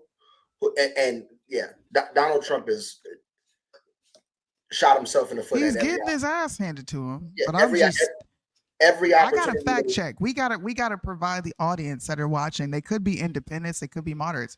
What she just said is just not true, bro. Yeah, no, I mean, It's not. Here's the reality, right? I've been saying this in the comments since the beginning of the debate. The people that are voting for Trump are voting for Trump. It doesn't matter how bad he drops the ball in this debate. The people that are voting for Kamala are going to continue voting for Kamala. It's the individuals that are undecided. And Donald Trump has totally lost sight, if he ever had any, of who he was addressing in this debate. He should have known that he was going to come. He was coming into hostile territory with unbiased moderators who intended on crafting questions designed to make him look bad. He should have not responded with any incendiary, any inflammatory rhetoric. He should have been kind, compassionate. He should have walked out and shook her hand. He fucked up in the beginning by not shaking her hand. He should have met her in the middle, shook her hand. Good evening, Miss Vice President.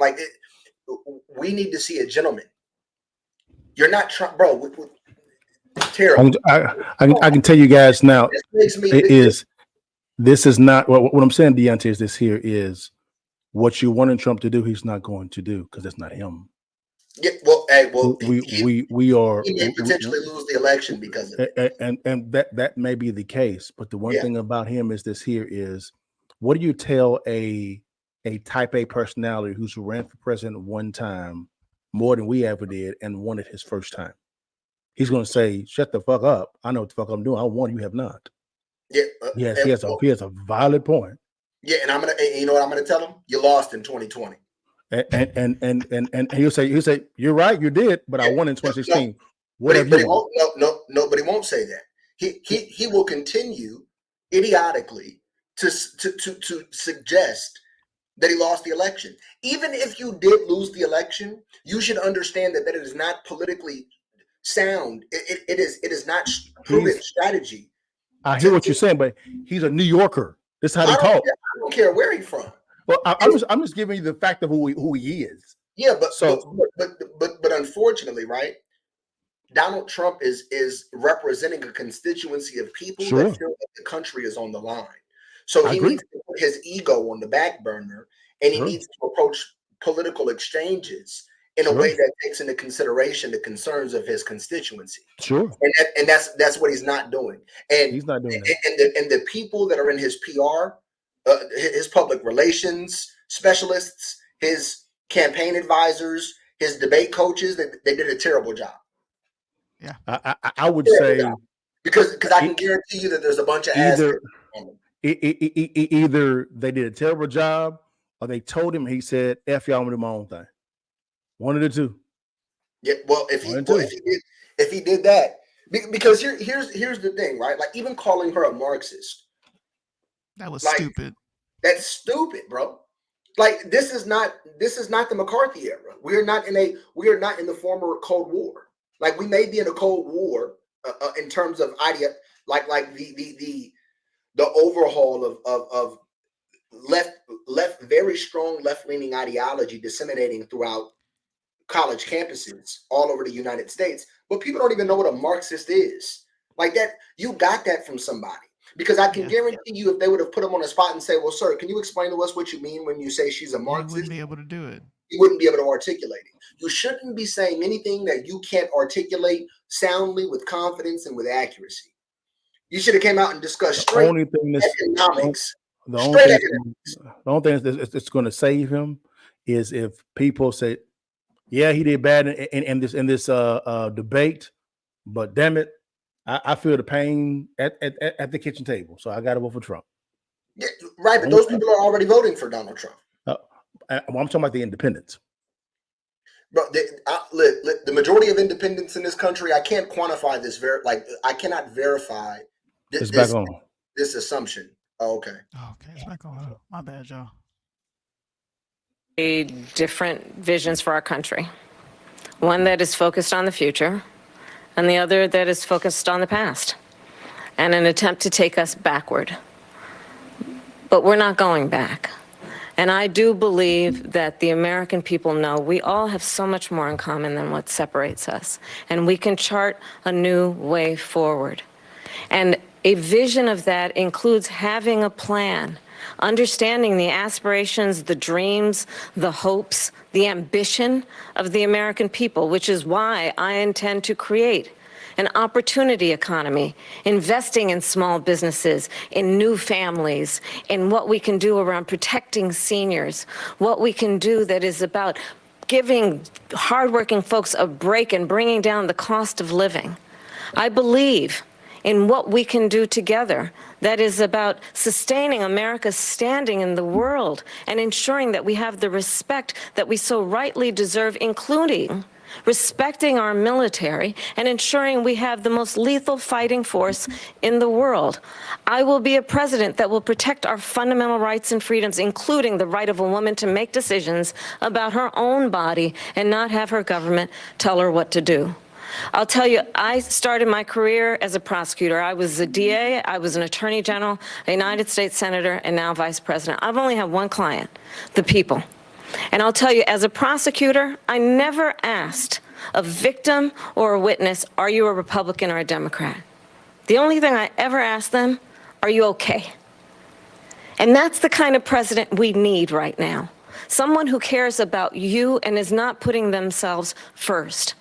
I intend to be a president for all Americans and focus on what we can do over the next 10 and 20 years to build back up our country by investing right now in you, the American people.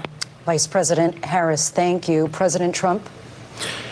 So she just started by saying she's going to do this, she's going to do that, she's going to do all these wonderful things. Why hasn't she done it? She's been there for 3.5 years. They've had 3.5 years to fix the border. They've had 3.5 years to create jobs and all the things we talked about. Why hasn't she done it? She should leave right now, go down to that beautiful White House, go to the Capitol, get everyone together and do the things you want to do, but you haven't done it and you won't do it because you believe in things that the American people don't believe in. You believe in things like we're not going to frack, we're not going to take fossil fuel, we're not going to do things that are going to make this country strong, whether you like it or not. Germany tried that, and within 1 year they were back to building normal energy plants. We're not ready for it. We can't sacrifice our country for the sake of bad vision. But I just ask one simple question. Why didn't she do it? We're a failing nation. We're a nation that's in serious decline. We're being laughed at all over the world. All over the world, they're laughed. I know the leaders very well. They're coming to see me. They call me. We're laughed at all over the world. They don't understand what happened to us as a nation. We're not a leader. We don't have any idea what's going on. We have wars going on in the Middle East. We have wars going on with Russia and Ukraine. We're going to end up in a third world war, and it'll be a war like no other because of nuclear weapons, the power of weaponry. I rebuilt our entire military. She gave a lot of it away to the Taliban. She gave it to Afghanistan. What these people have done to our country, and maybe toughest of all, is allowing millions of people to come into our country. Many of them are criminals, and they're destroying our country. The worst president, the worst vice president in the history of our country. President Trump, what you gonna thank do? you. And that is our ABC News presidential debate from here in Philadelphia at the National Constitution Center. I'm Linsey Davis. He didn't sell the dream. I don't even want to hear it. I don't even want to hear it anymore. Look, He didn't sell the dream. look, Trump He did. He didn't Bad. sell the dream. Trump got his He didn't ass handed sell. to him tonight. Trump was He not didn't, no. presidential. Trump, I don't know who prepared him for this debate Nobody. or what strategy they had, but he came in. He came in horrible and he ended horrible, man. This was a disgusting, terrible debate. I was so looking forward to this. Kamala Harris is the worst speaker in America. Not She sucks. not But when she has a tonight, script. she rehearsed her lines. Whoever was writing her retorts prepared Obama. her. She showed up. Now, whether she's actually going to be able to execute that doesn't matter, because she looked into the camera and pulled at American heartstrings. She capitalized on abortion. She capitalized on grape. She capitalized on J6. Every single thing that a sticking point that they have on him, he fell for it. He fell for it. Yeah. He brought fell up in the race. Should have said, I Yep. have nothing to say about her race, and left it alone. Period. Yep. In ABC, it was rigged. Yeah, it was. Yeah. ABC. It was biased. This was, who was it? Glenn Beck actually asked the question. He said, is this a trap? The answer was yes. This was a trap, and it was a brilliant executed. It really was. All of the questions were biased. All of the questions were one-sided, and all they did was just give her alley-oops, and she dunked it, and she dunked it. And the thing about it is the person throwing the alley-oops was Donald Trump. He was the one throwing the alley, throwing them up. It was like Trump was like Gary Payton, and she was like Sean Kemp, just boom. And I'm like, this is bad. He seemed like he looked old and angry. That's what. Oh, he looked angry, just angry. And I understand why he looked angry, because of what was going on for the last 2 or 3 years against him. But this was the only shot, because she's not going to agree to any additional debates. That's not what followers don't agree to be tested. She's a follower. She's a follower. Hold on a second. She's a follower. So at the exact same time, for her, this was a great night for her. Phenomenal night. Real quick, hold on just a second, Deontay. I want to go to somebody that joined to comment. So the Don, if you want to go ahead and add your commentary to it, and then we'll move to Said after this. Go ahead, Yeah, Don. I'm very disappointed. Like, a lot of the talking points that he could have attacked when it comes to his policies, anytime that he could have brought Agenda 47, he just literally went off a script. He did not bring up Agenda 47 at all, which is disappointing. I don't like the fact that they continue to try to fact check him, but never fact checked her, as well as the fact that tonight was a good night for her. Sad to admit that. She definitely did get trained to how to talk correctly without that word salad she usually do. She definitely practiced. It seemed rehearsed. With Trump, his ego just went to the ranks tonight, and he's very disappointed tonight. Agreed. Thank you. Said. Good evening, my peeps. How y'all doing? Good. How are you doing? Man, Trump took it on the chin bad tonight. Even before you brought Deontay and I were talking, did you see the points that I said were going to be his Waterloo, J6, Roe versus Wade, and if they brought up qualified immunity? And I saw Liddell shaking his head during it, because for whatever reason, like, either he said he was going to go off and do his own thing. He didn't address specific points. Even D spoke on it eloquently. What this debate turned out to be, nothing about policy. They made it about character and personality. He cannot win a character and personality debate. And that's why you heard the Central Park 5, all of the things and all that. You saw right off the bat when they first asked her the first question, Liddell, and you saw me put it in there and said, hey, she's not answering it. He should have came back and said, after she finished, said, well, I'll answer the question, unlike, like you did, to put her on, blast. Said, you're dancing around these topics. She started talking about, well, my cabinet, et cetera, et cetera. And yeah, you could see that the hosts were, like Dee said, were a little biased, but that's his fault, because he knew that going in. And he did not keep her to policy. and that's his fault. And then I don't know, to be honest with you, if he can recover from that. Agreed. Go ahead, Dante. Yeah, I mean, there's not really much to add. He did terrible. That's all I got to say. He did terrible.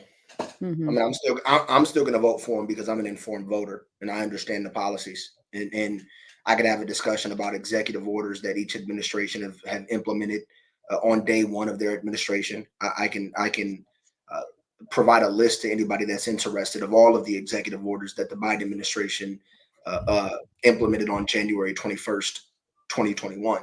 But that doesn't matter. Facts don't matter. Like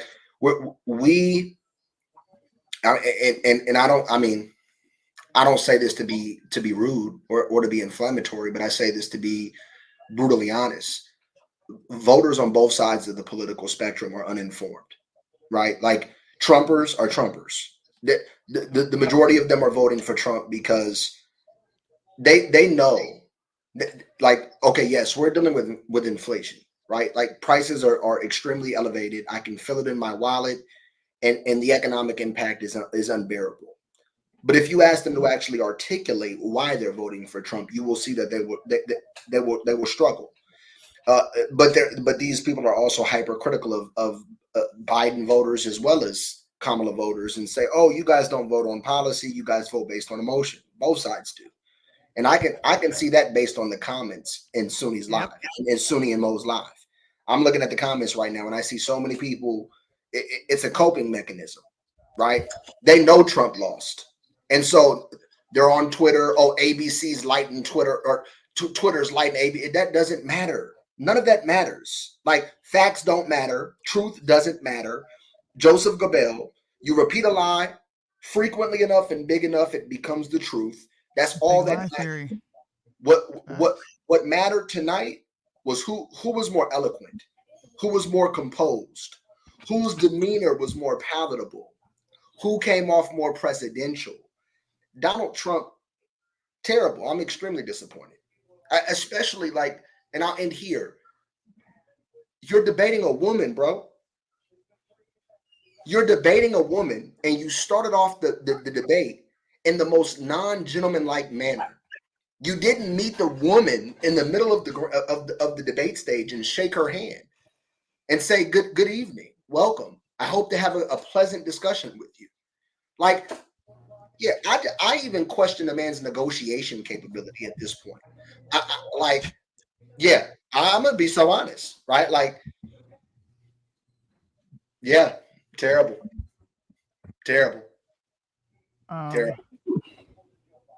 And I'm voting for Trump, and terrible. All I can say is go ahead. Utterly terrible.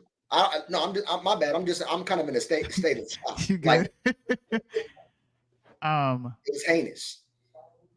I think this comment right here is interesting though. I used to be a Trump supporter, but he lost my support and effed himself over tonight. And he's been effing himself over. He need to stop acting like a little B word that he is now. This is who Trump was in 2016, except 2016 he was fresh on the scene. And his insults towards Hillary Clinton were widely accepted because it was something new. You don't see politicians get on a stage and be inflammatory because you'd be in jail if I was president. And everybody is like, dude, she's corrupt. And this dude says he's going to put her in jail and this, that, and the third. People are well beyond that now. I wanted to hear about Agenda 47. Talk about that. Redirect the conversation. All those questions were lined up for her to really expound upon her lack of policies that she really doesn't have any. Just to be honest, her policies are the Biden policies continued. Do you know what she should do? You know what Trump needs to do?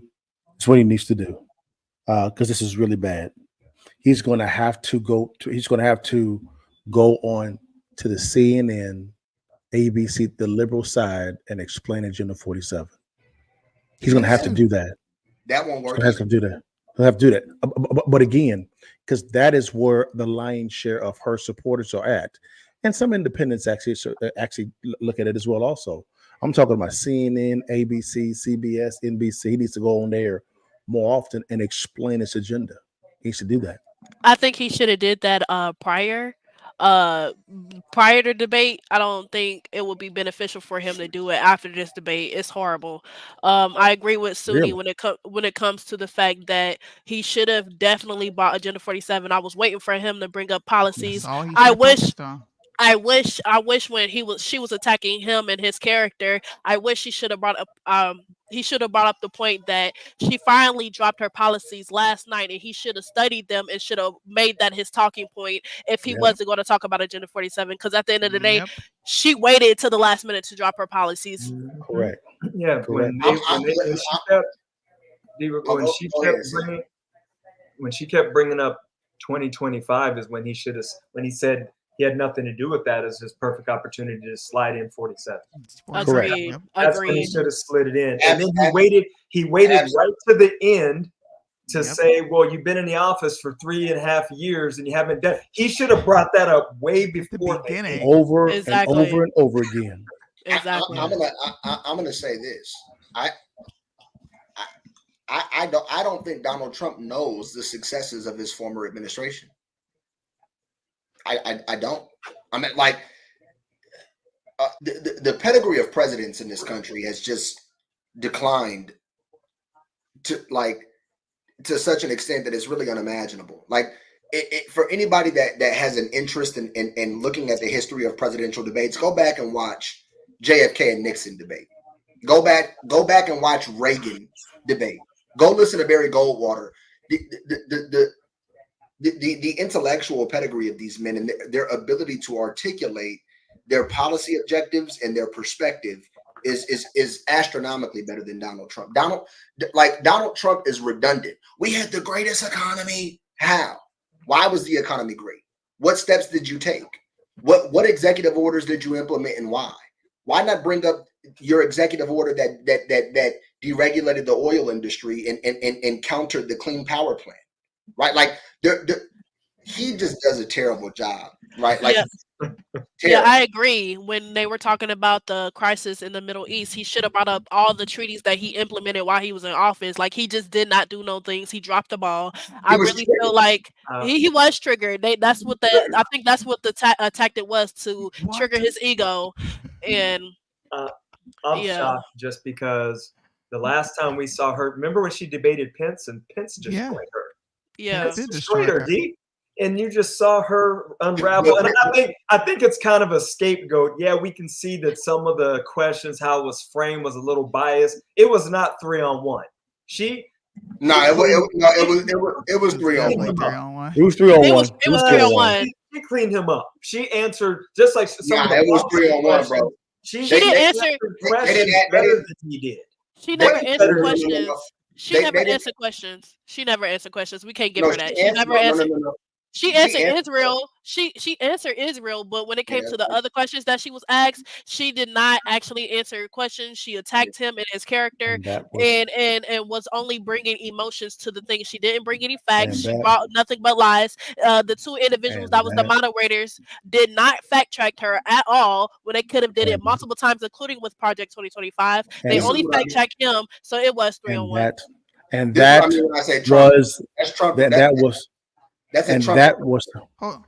was the plan.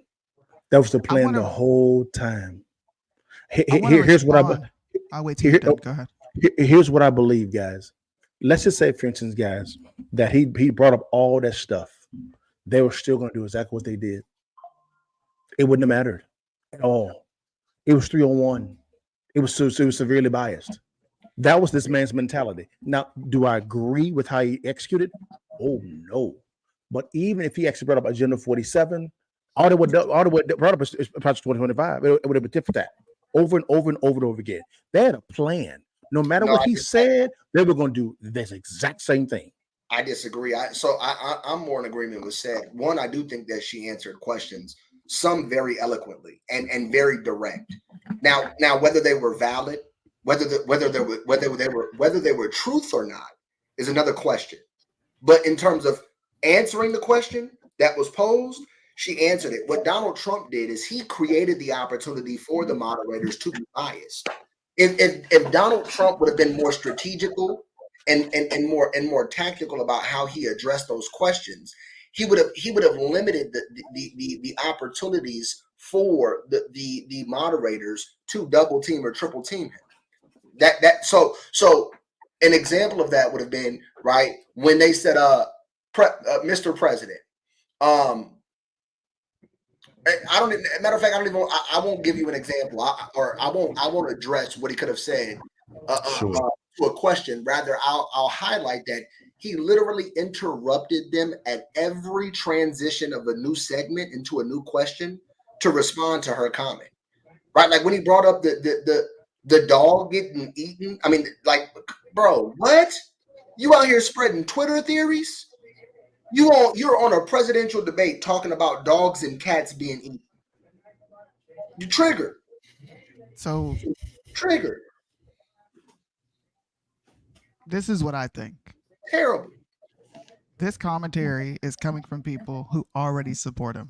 This commentary is coming from people who have high expectations, right? Most of us are extremely intelligent here. We've studied his policies. We've studied his executive orders. We look at the opposite side. We study their legislation, executive orders. But people who are undecided voters, and I'm just going to give an anecdotal piece of evidence here. There's 2 young people who are watching the show right now. They're my friends. They don't participate in voting. They didn't even know anything about Agenda 47. I slid it in front of them and I said, you should read this. I don't know if you're voting or not, but you should read this. The fact that those people are still going to vote for Trump, that's fine. I think he lost this debate. He did. He did. But does that mean that these people are going to turn around and vote for Kamala? Absolutely not. I don't think that at all.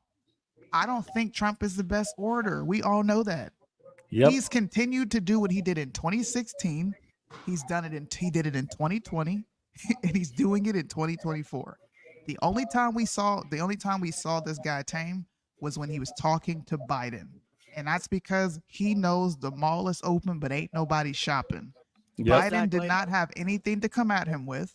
Biden has had a horrible presidential run. Kamala Harris, on the other half, she's got race to use against him. She's got gender to use against him. She's got abortion. She used everything she knew would trigger him, and he fell for it. But are the moderates and the independents going to turn away and vote for Kamala after this? No. I don't think they are. Yeah, I don't. I disagree. How can you disagree? You're not an independent. You're already voting for Trump. I disagree for a multitude of reasons, but I think that to say moderate or independent people aren't going to switch over to Kamala. One, I think that, and I'll have to go back and look at data if there is any data on this, but I'm willing to wager, without having looked at any of the data, that most independents have been voting for the Democrat Party in the 21st century, 2000 forward. I'm willing to wager that most independents have voted Democrat. I think that they were what independents were looking for tonight was, does Donald Trump have the decorum that I deem acceptable to be president? Is he going to be presidential, or is he going to be petty? Is he going to be fact driven? Conjecture, D. Yeah, well, we're all speculating right now. It's just opinion, right? Like, none of us have. This is all conjecture. What you said is conjecture. What I said is conjecture. Thank you, Don. Huh? Oh, I'm talking Don. My you bad. welcome. You welcome. Yeah. So I think that independents are contrasting the two candidates that they seen tonight and how they talk, and they said, he's live on CNN. Yeah, Donald Trump is exactly who they claimed he was. I think that's what they successfully did tonight. Is they made Donald Trump fit the caricature of who they've depicted him as for the last 4 years. Angry. Ooh. Go ahead, Deontay. My bad. Go ahead, Deontay. Go ahead. Wait. But what were you doing to what I said or Oh no, I saw a comment. My bad. I saw a comment. My bad. Yeah, I think that he literally like he jumped into the suit that they've been designing for him. Right? Yeah, he's definitely became the boogeyman tonight for the people that they're friend mongering to. So You're a dictator. Yeah. You're a dictator lover. You write what did she say? She said you wrote a love letter to Kim Jong-un. Right? Like you're friends with Viktor Orban. Americans don't know who Viktor Orban is. All they know is that he's a right-wing authoritarian figure, even though that's not true.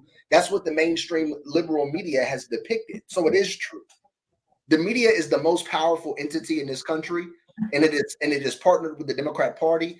Donald Trump, I would say that he wasn't even smart taking the debate.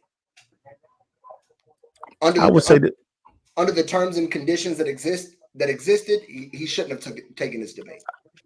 I would say this here. I agree with Sunni, but I would say this here. What's his name? JD Vance may save Donald Trump's presidency. No, absolutely. I don't think so. Listen to what I'm about to say. I want to hear. Let me hear you, little Boogie. Go ahead. Let me hear. This is why I say this. It's because of the fact that the only debate that's going to happen now is the VP debate. So you had the presidential debate, which Trump lost. The last debate on people's mind is going to be the VP debate. Yeah, the deal. So hold on a second. Is Tim Walz a pushover? Not at all. I'm not saying he's the pushover at all. What I'm saying is this here: if JD Vance more eloquently, from a presentation standpoint, presents Agenda 47, he may just save it. No. So why I say this here, that's why I agree with Sunni, is both Democrats and Republicans say it's the economy, stupid. And so while tonight Trump is getting his ass handed to him, after tonight, people have to go to the grocery store, to the gas station, look for refinancing their mortgages, look for buying new houses, and say, well, damn. Yeah, he sucked here, but where I'm at right now, it's even worse. So, but I think like Sunni and Dee were saying, Liddell, those people already or have made their mind up who they were going to vote for. Those people who, like you guys, who are studying policy, that know about inflation, et cetera, et cetera. Tonight was a key moment that he did not capitalize on. She did exactly what she was supposed to do, Susu. She played on. All she did is play on the emotions of the Americans. She did. I don't disagree with y'all. I agree with you. I do. I'm sorry, my bad. Hold up. Thank you. What we are leaving out is that emotions still exist.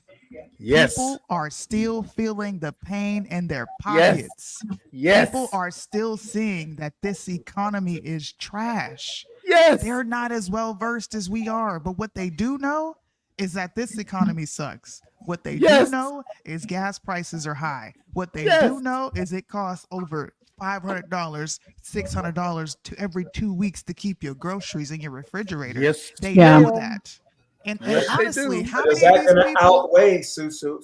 It is going to outweigh, because how many of those people actually watch the debate? My sister ain't watching this debate, but you know what?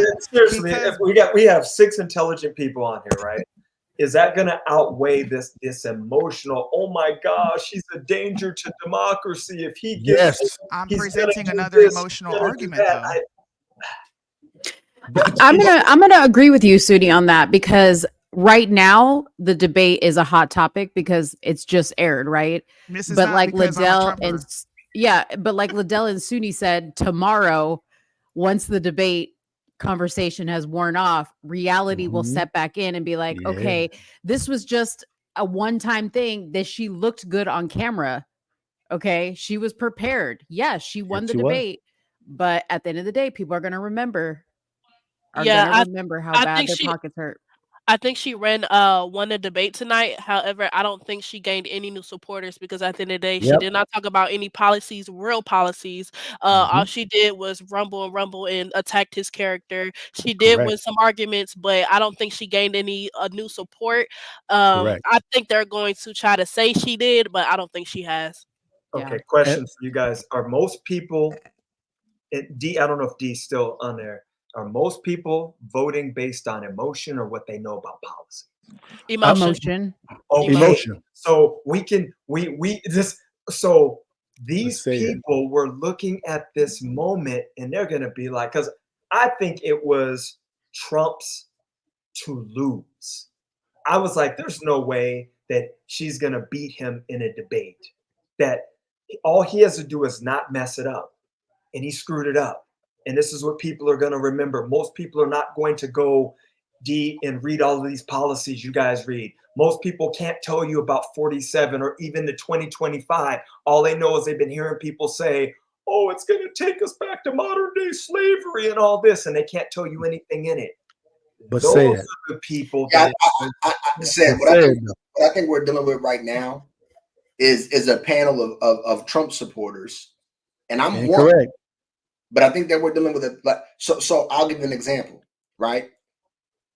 They can feel it in their pocket all they want to, but they can also simultaneously believe that the cause of their economic pain is Trump, because that's what the media says. Great, but at the exact same time. So here's my question. Then, okay, let's go with that premise. Yeah, I think This you is have to Trump's take fault. into consideration too that there's an entire new voting base that has been introduced in this election. I agree with you. Gen Z is voting. I agree with you. Go ahead. Whatever you're presenting when it comes to what's going on, I'm not going to debate you on that at all. I agree with you 100%. Here's where I'm going to disagree on. How can it be Trump's fault if he ain't in office? Once again, you assume that you're dealing with people that are logical, that are fact driven, that are going to actually go conduct the research to formulate conclusions rooted in reality. Trump doesn't have. I know they won't. Trump doesn't want in office. They can say that the reason that you're on TikTok regularly. Do you hear how many liberals and progressives and leftists try to attribute the economic challenges we're currently facing to Donald Trump? They legitimately believe that. Hold on, real quick. Before I go, I gotta step away. Real quick. But I want to say this: just like Obama and the media try to make Kim Jong-un the boogeyman, they're trying to make him into the boogeyman. That's why they can easily blame him for the things that's occurred under this administration to attribute that it's his fault. So I gotta go, guys. Thank you for having me up here. Love y'all. Bless y'all. Thank you. Thank you, Don. Thank you. And I just want to real quick give a thank you because he's given a few super chats to Sosa Man. Yeah, Sosa Man. Thanks for the super chats, brother. You blessing Suni and Mo. Appreciate you, brother, for that, man. What do you guys think, real quick, just so we can address some of his comments? Because people who do super chats, I want to highlight their comments. But he said all Tim Walz has to do is bring up Vance's voting against the child tax credit and border bill. He also said that Vance has executive experience over Vance. Well, I would say concerning if you could put up that one talk about the child tax credit and the border bill, that's easy to defend. Just unpack the bill, both of them. Number two, yes, Tim Walz does have executive experience. His executive experience has sucked. He's ran Minnesota into the ground. I think it's JD Vance because he's had so much experience going on in the adversarial type of environments. Could actually easily point that out. He's a better orator than Donald Trump. So that's what I'm saying. If that is the last debate, which it most likely is going to be, and if JD Vance performs well, he just may convince independents, if they're listening, you know what, let me go and give this guy a shot because what? The vice president. Yeah. We got exactly. This is make stuff look bad too. Now she was given the questions ahead of time, all that. Can we just concede? She just did a better job than him. She did a better job. And like Deontay said, and all of us have experienced this on the other platform, Odell, where we will debate groups of people who may not even stick to the topic, but they can make it about something else. And when they Correct. can pull you into emotions, D, Mhm. Adele, then you automatically they go, see, and that's all she did. I just She did. I don't know if she can recover. Because like I said, you guys know how I am. I don't really care too much for either one of them, really. But there's no way, Liddell, I would have bet you a C note today if you would have told me that she would have won this debate. I just didn't think there's any way that she would have won a debate because I seen her debate and I didn't think her debating skills are very good. And, Well, I agree with you said. I thought that Trump was going to at least survive the debate and win it. I knew they were going to probably spin it as if he lost it. He performed very, very bad in this debate, extremely bad. Was it biased? Sure, but he should have known that. You being an ex-president, understanding how ABC operates, you should have known it up front, which leads me to conclude either you were prepared, or you were unprepared, or you were prepared and you decided to remix the strategy. And I'm going to lean more on remixing the strategy because you actually had someone that destroyed Kamala Harris on a stage in Tulsi Gabbard. To be honest, real quick, what would you guys give him as a letter grade? I'd actually give him a D minus. What would you guys give him? I agree with that. Yeah. D minus. I'm giving him an F. Well, he showed up, D. We can't give him an F because he showed up. Okay. Nah, you can get an F. You go to class, you take the test, you can get an F. You got an F. So Suni, we'll see which side goes. Go ahead. I think I don't know if she's there or not, but she says she had another point to make. I don't know what she's doing. I think she might be over on Twitter converting people. Oh. Yeah. Anyways, go ahead, Liddell. I'm about to get off in a second. It's good to see you, said, man. Been thinking about you, brother. Praying for you, man. If you need anything, I'm here, brother. Love you to life, man. I appreciate all of y'all. Mo, I saw your comment on my page. Liddell and I, man, Liddell listened to me for over an hour on the phone. Deontay's been checking on me, Susu as well. So I do appreciate y'all. Thank you. Yeah. So it's just I would just say, man, I would say, man, this is going to be interesting to see. There's going to be a lot of spinning on both sides. I expect for Trump to say he won because that's how he operates. He will never say he lost. That's his MO. That's his MO. And to be honest with you, it's worked for him for years and made him a billionaire. So I expect nothing else, nothing less than that. But we see how it goes, man. But yeah, Kamala Harris won this debate, hands down, easy. So it looks like the Harris campaign is already asking for another debate. What? They said that was fun. That's what Heather B is saying. She quoted, they said that was fun, and they're requesting another debate. Oh yeah. It better be on Fox. If I was them, I would too. Because, Fox. It's like a shark that smells blood. Yes. Yeah, it's time to attack. It's time to go on offense. I'm gonna like the Republican Party.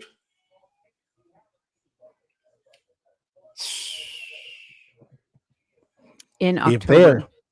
If they agree to a debate and it's on Fox, oh my God. Well, then we'll really see if she was truly prepped very well for this debate. We'll see the real deal then for sure. She won't agree to a debate on Fox. No, she won't. It's going to be probably on either CBS or NBC. She will not do Fox. Yeah, she definitely won't do Fox. They should do. What did they do the last one on CNN? They did the Biden. CNN. Yeah, CNN. Liberals don't consider Fox News. They don't. They consider it a propaganda machine. Yeah. Yep. Yeah. People need to understand, right? Like,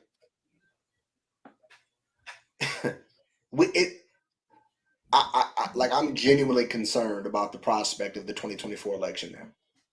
Not that I wasn't concerned before, but Donald Trump did horrible. Horrible. It was horrible. It was heinous. It was hideous, horrible, every adjective you can think of to describe bad. It was bad. In October. In October. See, Why? and I agree with you that it was bad and horrible, but like comment like what you said that you're concerned about the election because of this, and that this guru making this comment, MAGA is dead. That's to me, that's a little dramatic. Like I said, I think I don't think MAGA's dead. I think MAGA represents a larger movement. There are other figures that are involved in that movement. Sure. Vivek Ramaswamy, RFK Jr., Tulsi Gabbard, Nicole Shanahan, Elon Musk, they've even joined. They've collaborated on this concept of making America great again. But Donald Trump just didn't look presidential.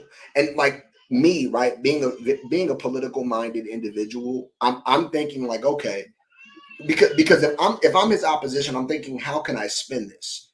And if I'm the liberal news media, you know what I'm doing for the next month? I'm gonna play every clip possible to show every time that he got unhinged, triggered, that he was emotionally unintelligent, that he couldn't maintain composure, and I'm going to allege that this is how he behaves with world dictators, that this is how he behaves with America's opposition. The truth doesn't matter. Your ability to tell a story is what matters. Your ability to paint a picture, that's what matters. That he gave them all of the ammunition that they needed tonight to literally run this as the news segment for the next month. And you know that's what they're going to do. That's why. Do you know how much confidence that he had to have instilled in her campaign for them to call for a debate tonight, within an hour of the debate ending? I don't think y'all realize the magnitude of what we just witnessed. Oh no, I agree. Here's my counter to that. I think, and this is just my opinion, if they do another debate, that could be dangerous for them. Very dangerous. Yeah, you hope. That's why I say it could. That's why I say it could. Donald Trump said could. Yeah, I'm when is the VP debate? I'm voting for Trump for a litany of reasons that I won't go into now. But I'm really voting not just for Trump. I'm voting for the economic and the political vision of the Republican Party. That's what I'm voting for. And Donald Trump tonight was not a good representative of that vision. He wasn't.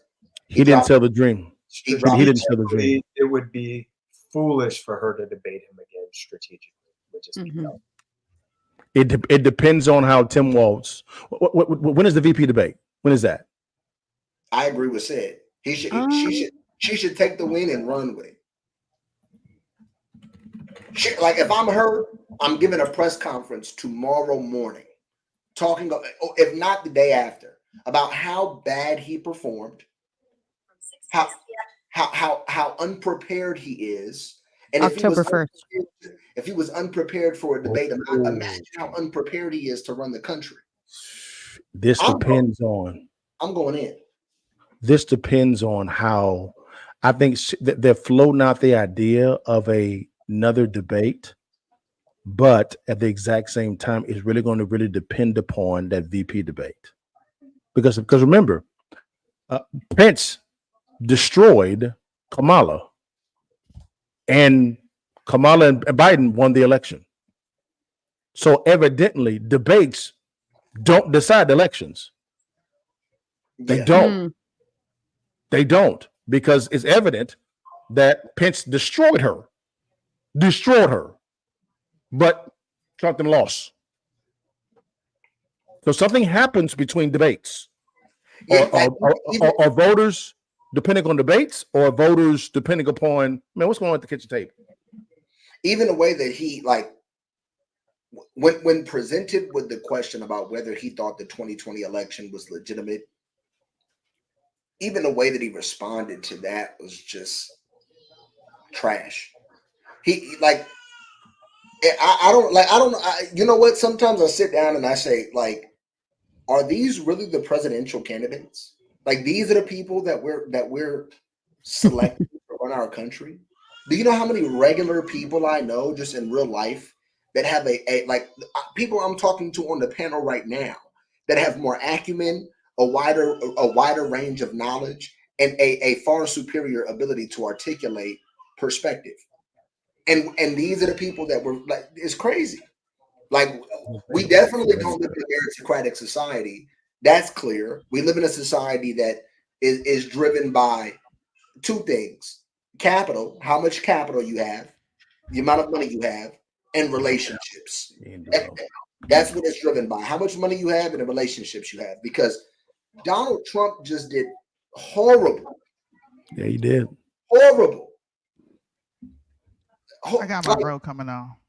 Like, what's up, Sunny?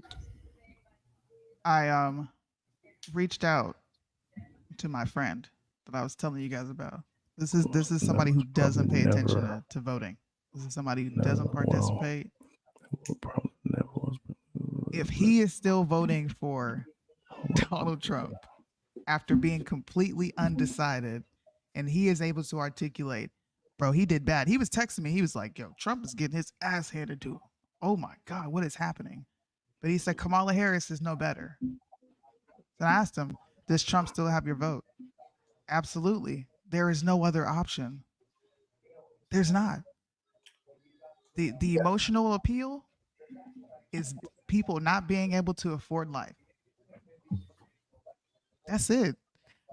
I had high expectations for Trump. I ain't gonna lie to you. I thought he was gonna come in and dog walk her. I thought she was gonna do horrible.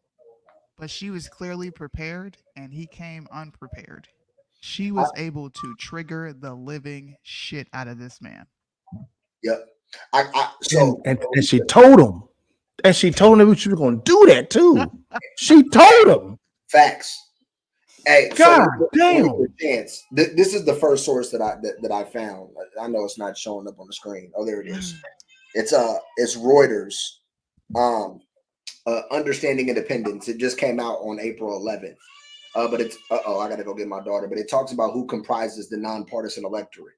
And interestingly enough, I didn't even expect this, but according to this poll, of the total independent voter base, 26% are Generation Z. So I found that interesting, right? 36% are millennial, and then the rest are Generation X and above. 21% Gen X, 16% Boomers, 2% Silent Generation. 70% of independent voters do not have a college degree. Yeah, she going ham in the back. I'm about to go. She mad. Yeah, she mad. 70% do not have a college degree. So that's interesting because that kind of lends towards the discussion about the economic pain that they're feeling. And if they're not college educated, that means they're probably not heavily inundated with liberal philosophy. And so maybe they may be more driven to make a decision based on economic condition. Most people are going to do that. That's how Trump's going to win this election. He didn't perform tonight, and when I was going to go get my food, right, I had heard all the she's appealing to emotion. She's appealing to emotion. This is for emotional voters. When I'm listening to people who support Trump express frustrations, you know what I hear? Emotion. Yeah. No one is considering the fact that this is a terrible economy. People are paying high gas prices. You don't think someone who is not like us is smart enough to say, I can't afford life. I may not like the dude, but look, it's better than what we got now. Yeah. I think that 2016 was a testament of people saying, fuck it. I can't afford life.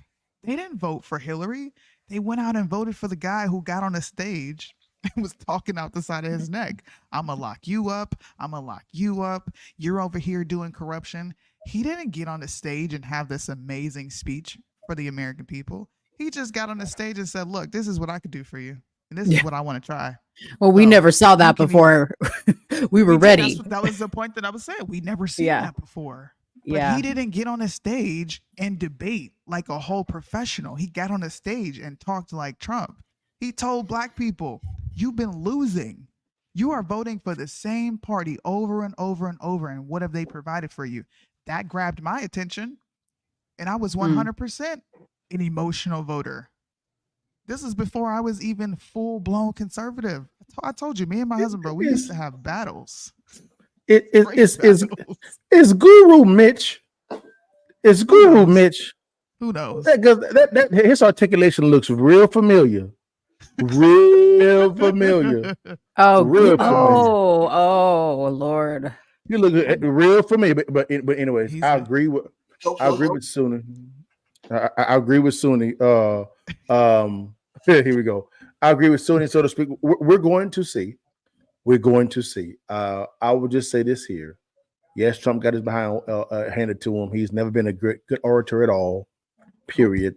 But at the exact same time, it's just like James Carville, the Raging Cajun. And it's just like Karl Rove. These are two old established individuals on both sides. They all said it's the economy, stupid. So people have to make a decision. Am I going to vote Orange Man bad? Or damn it, I can't afford to live.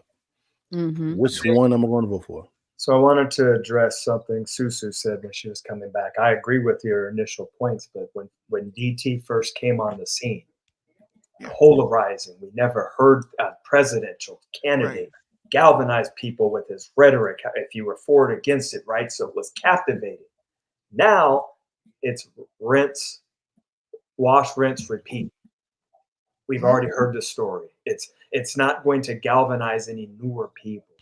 We can only hope that the people are saying, hey, we're in California, we paying $6 more for gas, and groceries are twice as much. But how many people will bite off their nose, D, in spite of their face, just because they don't like him? And then they see this and go, man, this guy looks like a bumbling idiot. Yeah.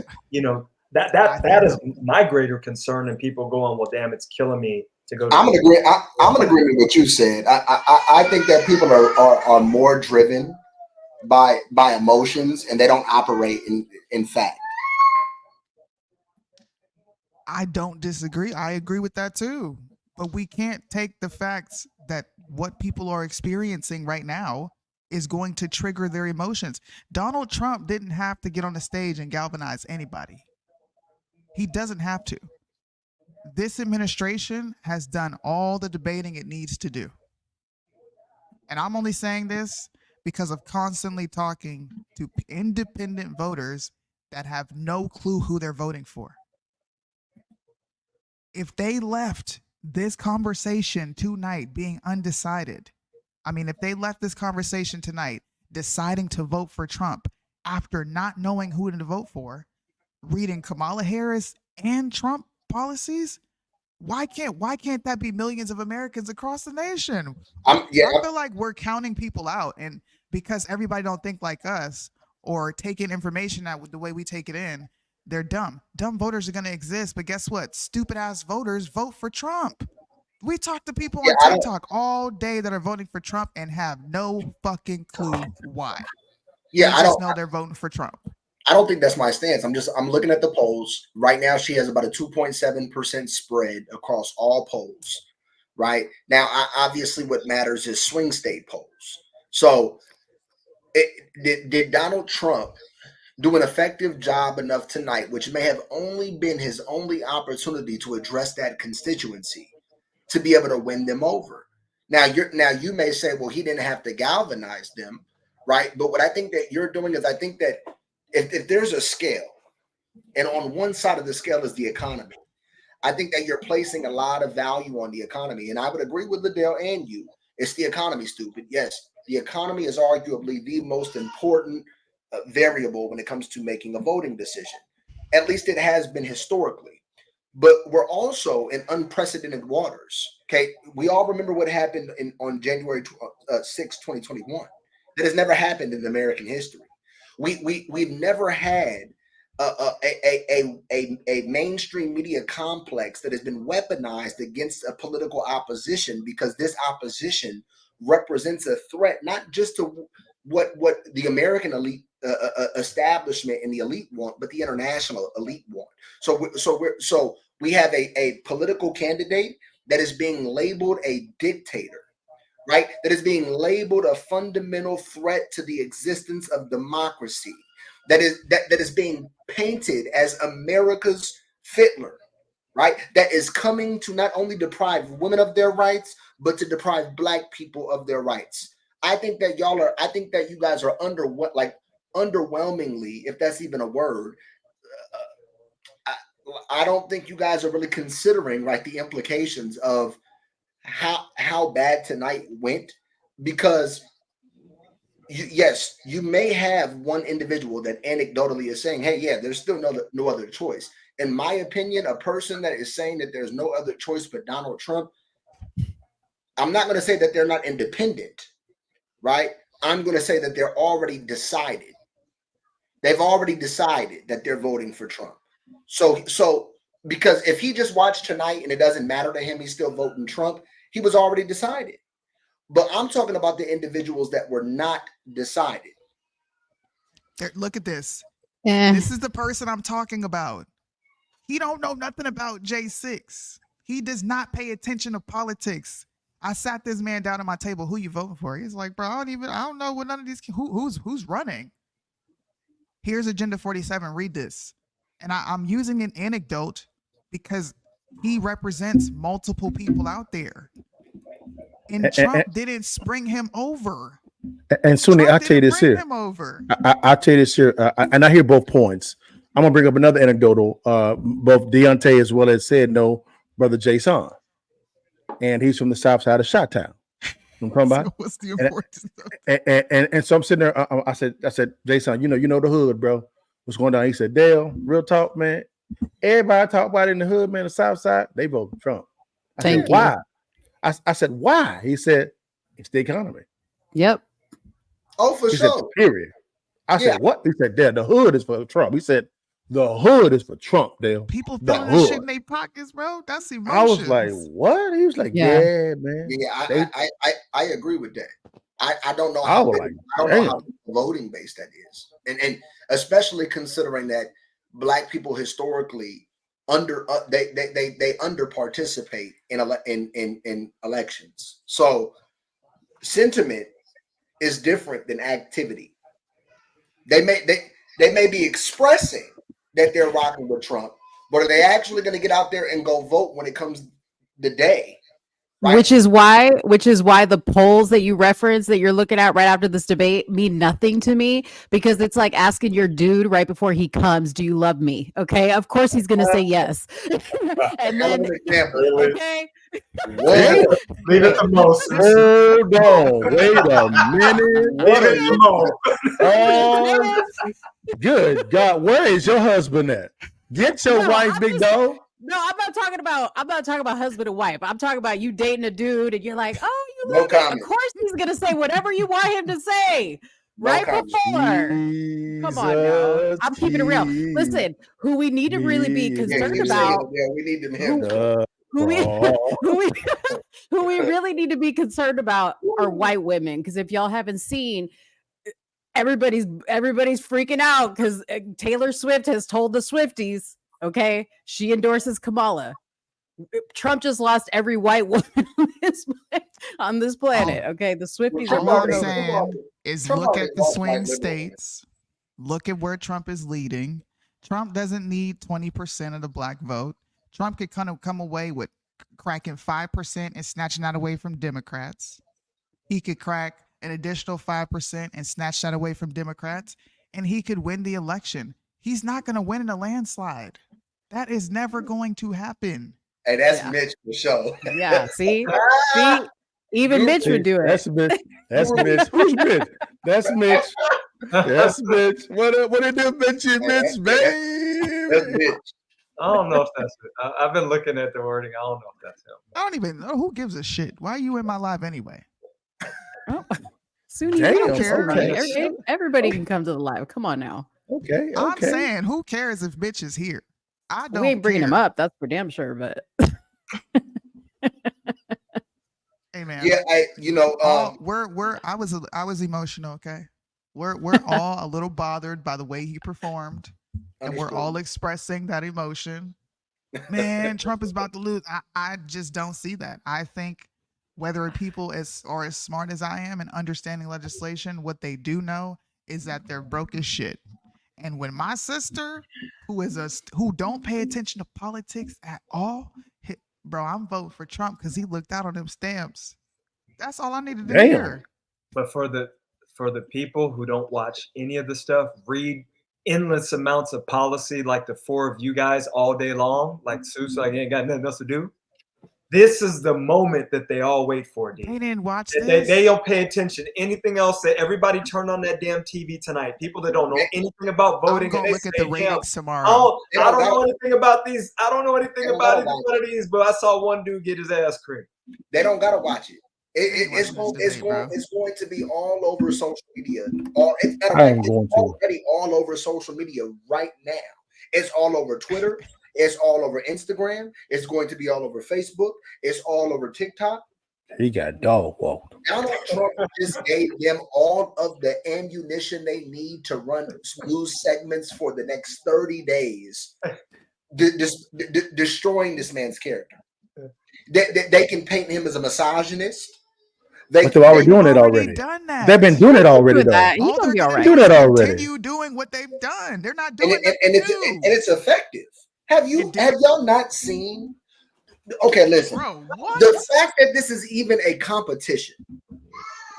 We live in America where there's literally a competition between Kamala Harris, who's been VP to arguably the worst president post World War II, and Donald Trump, who ran arguably the greatest American economy post World War II, outside of maybe Reagan's 80 through 89 era. And yeah, I don't know. And listen, I'm voting for Trump. And maybe right now I sound a little antagonistic or antithetical and I'm doing a poor job being a Trump propagandist. But I'm very bothered. I'm very disappointed. I wish JD Vance was running for president. I wish Vivek Ramaswamy was like those gentlemen would have been able to blow Kamala Harris out the water by miles. It wouldn't even have been a discussion. Put Vivek Ramaswamy next to Kamala Harris and she's gonna stutter. She's gonna stutter. Because he's going to get in her ass. Pause. He is literally going. Well, excuse me. Listen to this. Listen to this. Frank Luntz, who is a avid partisan leftist, avid. This is what he said concerning Kamala Harris. Harris smiling when talking about Trump being prosecuted is a bad look. She's feeding into the narrative that it's all a partisan witch hunt. This is an avid leftist. Avid. I'm telling you, bro. People are emotional, but they're more emotional about their paychecks, man. It's gonna be what it's gonna be. I'm gonna remain. I can be realistic and optimistic at the same time, but we also have to pay attention to trends. This is Adam Taggart. What? This is an economics guy. It's a financial guy. He runs a podcast called Thoughtful Money. If you don't watch Adam Taggart and you're into finance, you gotta get on Adam Taggart. But he conducted a poll. Whom do you think won tonight's presidential debate? 2,976 participants. So I mean that's not large, but it's still worthy of consideration. 42% said Harris, 58% said Trump. Interesting. She didn't do enough. She appealed. She appealed to the people who are already going to vote for her. She lied multiple times. I pulled up 10 different fact checks. Rachel Scott on ABC. Rachel Scott on ABC said this here. Said Kamala Harris did not do a good job explaining her policy shifts. This is on ABC. She just appealed to emotions. Rachel Scott. This was Gavin Newsom and DeSantis all over again. Do y'all remember that debate? Yes. Who won that debate based on feelings?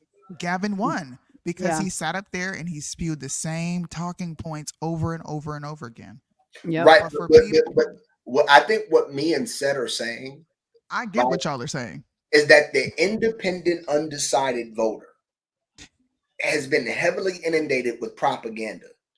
And if they have to weigh on the scale economy versus the possibility of democracy ending, I think that they're going to vote for the possibility of democracy ending. Because how many times have we had discussions with people who are quote unquote liberals that say things like, oh, well, the entire world is dealing with inflation. America has had the best economic recovery of those are liberals. Right, but independent voters, 26% of the independent voting base is Gen Z. 26%. Do you think that Gen Z is not liberal? I never said that, but we're pretending like Trump needs all 26%. No, I'm not. I'm saying Donald Trump has to win swing states. He's already winning in swing states. Look at the polls. He's not winning in polls right now in swing states. Okay. I don't think so. Let me double check. The exit polls from the primaries. They disprove what you're saying. He gained in every single category amongst Democrat and independent voters against Nikki Haley. Yeah, no. So I think you may be right. So Arizona right now, Trump leads by 2%. No, Minnesota, Harris. That's not a swing state. How about Nevada? Nevada is 47-47. Pennsylvania, Harris leads by 0.8%. Wisconsin, Harris leads by 3.4%. Ohio, swing state? Ohio's a swing state. Oh, yep. Trump winning by 9%. Georgia, that's a swing state. Georgia, Trump is winning by 1.3%. Michigan, that's a swing state. Harris is leading by 2.6%. So Georgia, Trump, Arizona, Trump, Michigan, Harris, Wisconsin, Harris, Nevada, Harris by 0.4%. Pennsylvania, where's Pennsylvania? Harris is winning. They say it's a swing state, but it's really not. It's always decided blue. Well, right now she's only winning by 0.8%. That's the average of the last 5 polls. I'm on 270 to win. So nevertheless, it's extremely close in swing states. It's not going to be a landslide. That's what it's going to be close. It's right, but it wasn't going to win by a small margin. But it wasn't a landslide in 2020. And look what happened. Nobody ever expected that. I expected it to be close. Yeah, I think it's going to be I don't know. I mean, I've been hearing our side say that we need to win in a landslide. No, we don't. They don't know what the fuck they talking about, bro. We do not need to win in a landslide. He needs to win the key states, and he's good. He can pick up a few extras, but he needs to win those key swing states, and he's gained. If you look at the primary exit polls, he has gained. I'm not saying large margins, but we don't need large margins. All you have to do is chip away at Democrat support. And RFK is helping that. Tulsi Gabbard is helping that. What is his name? Dershowitz? I can never pronounce his last name. Democrats, they're leaving. You don't think the American voters are paying attention to that? Dang, why are these people leaving? Yeah, no, I don't. I think that informed voters, I think that people that are actually invested in American politics are like, oh my goodness, Alan Dershowitz is leaving the Democrat Party. Jimmy Dore has left the Democrat Party. What's his name? Gregory Sachs has left the Democrat Party. Joe Rogan is no longer a liberal. Like, yeah, people that are informed and invested in politics, that are attentive, yes, they care. Nobody knows. If the average American on the street has no idea who Alan Dershowitz is and couldn't care whether he was voting Democrat or not, just like they didn't care when Alan Dershowitz came out and said, yeah, this is the most phony, non-credible, series of charges that are being brought against Trump. This is the weaponization of the justice system, and I want to be able to vote against him. I don't want you guys to try to remove him from the ballot. I don't know. Maybe, you know what it is? Maybe I'm pessimistic and I just truly am concerned about the power of the media. This is what Ben Carson said. Ben Carson literally, he told Tucker, I'm sure you guys have seen the clip. What we're about to watch, he said this about a month and a half ago. What we are about to watch is the power of the media. The media is going to make this woman look like a god. And he just amplified that. He just aided her campaign. I don't think he did. The media has been around. The media has been doing this since 2015. Guys, beyond. They have not stopped. Look at these. Look at the viewers. Look at the viewers. The most viewers on the live stream was on PBS. It's 525,000. Dan Bongino was number 2 at 299,000. He was actually at 310,000.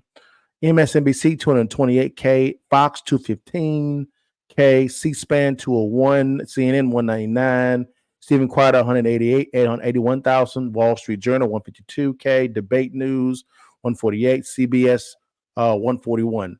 I would probably say all of these are well-informed voters. All of these are. So who is watching this? Well-informed voters. Well-informed. Ain't nobody that's not worried about politics watching this. They think it's boring. And listen, bro. Somebody brought up Las Vegas. I live in Las Vegas. You know what kind of flags I see around? Trump. Okay. I took a picture. Matter of fact, I'm about to send this picture to myself. You can see this RV. Trumped out. I was shocked to see so much support for this dude in this city, this decrepit, evil, sinful city.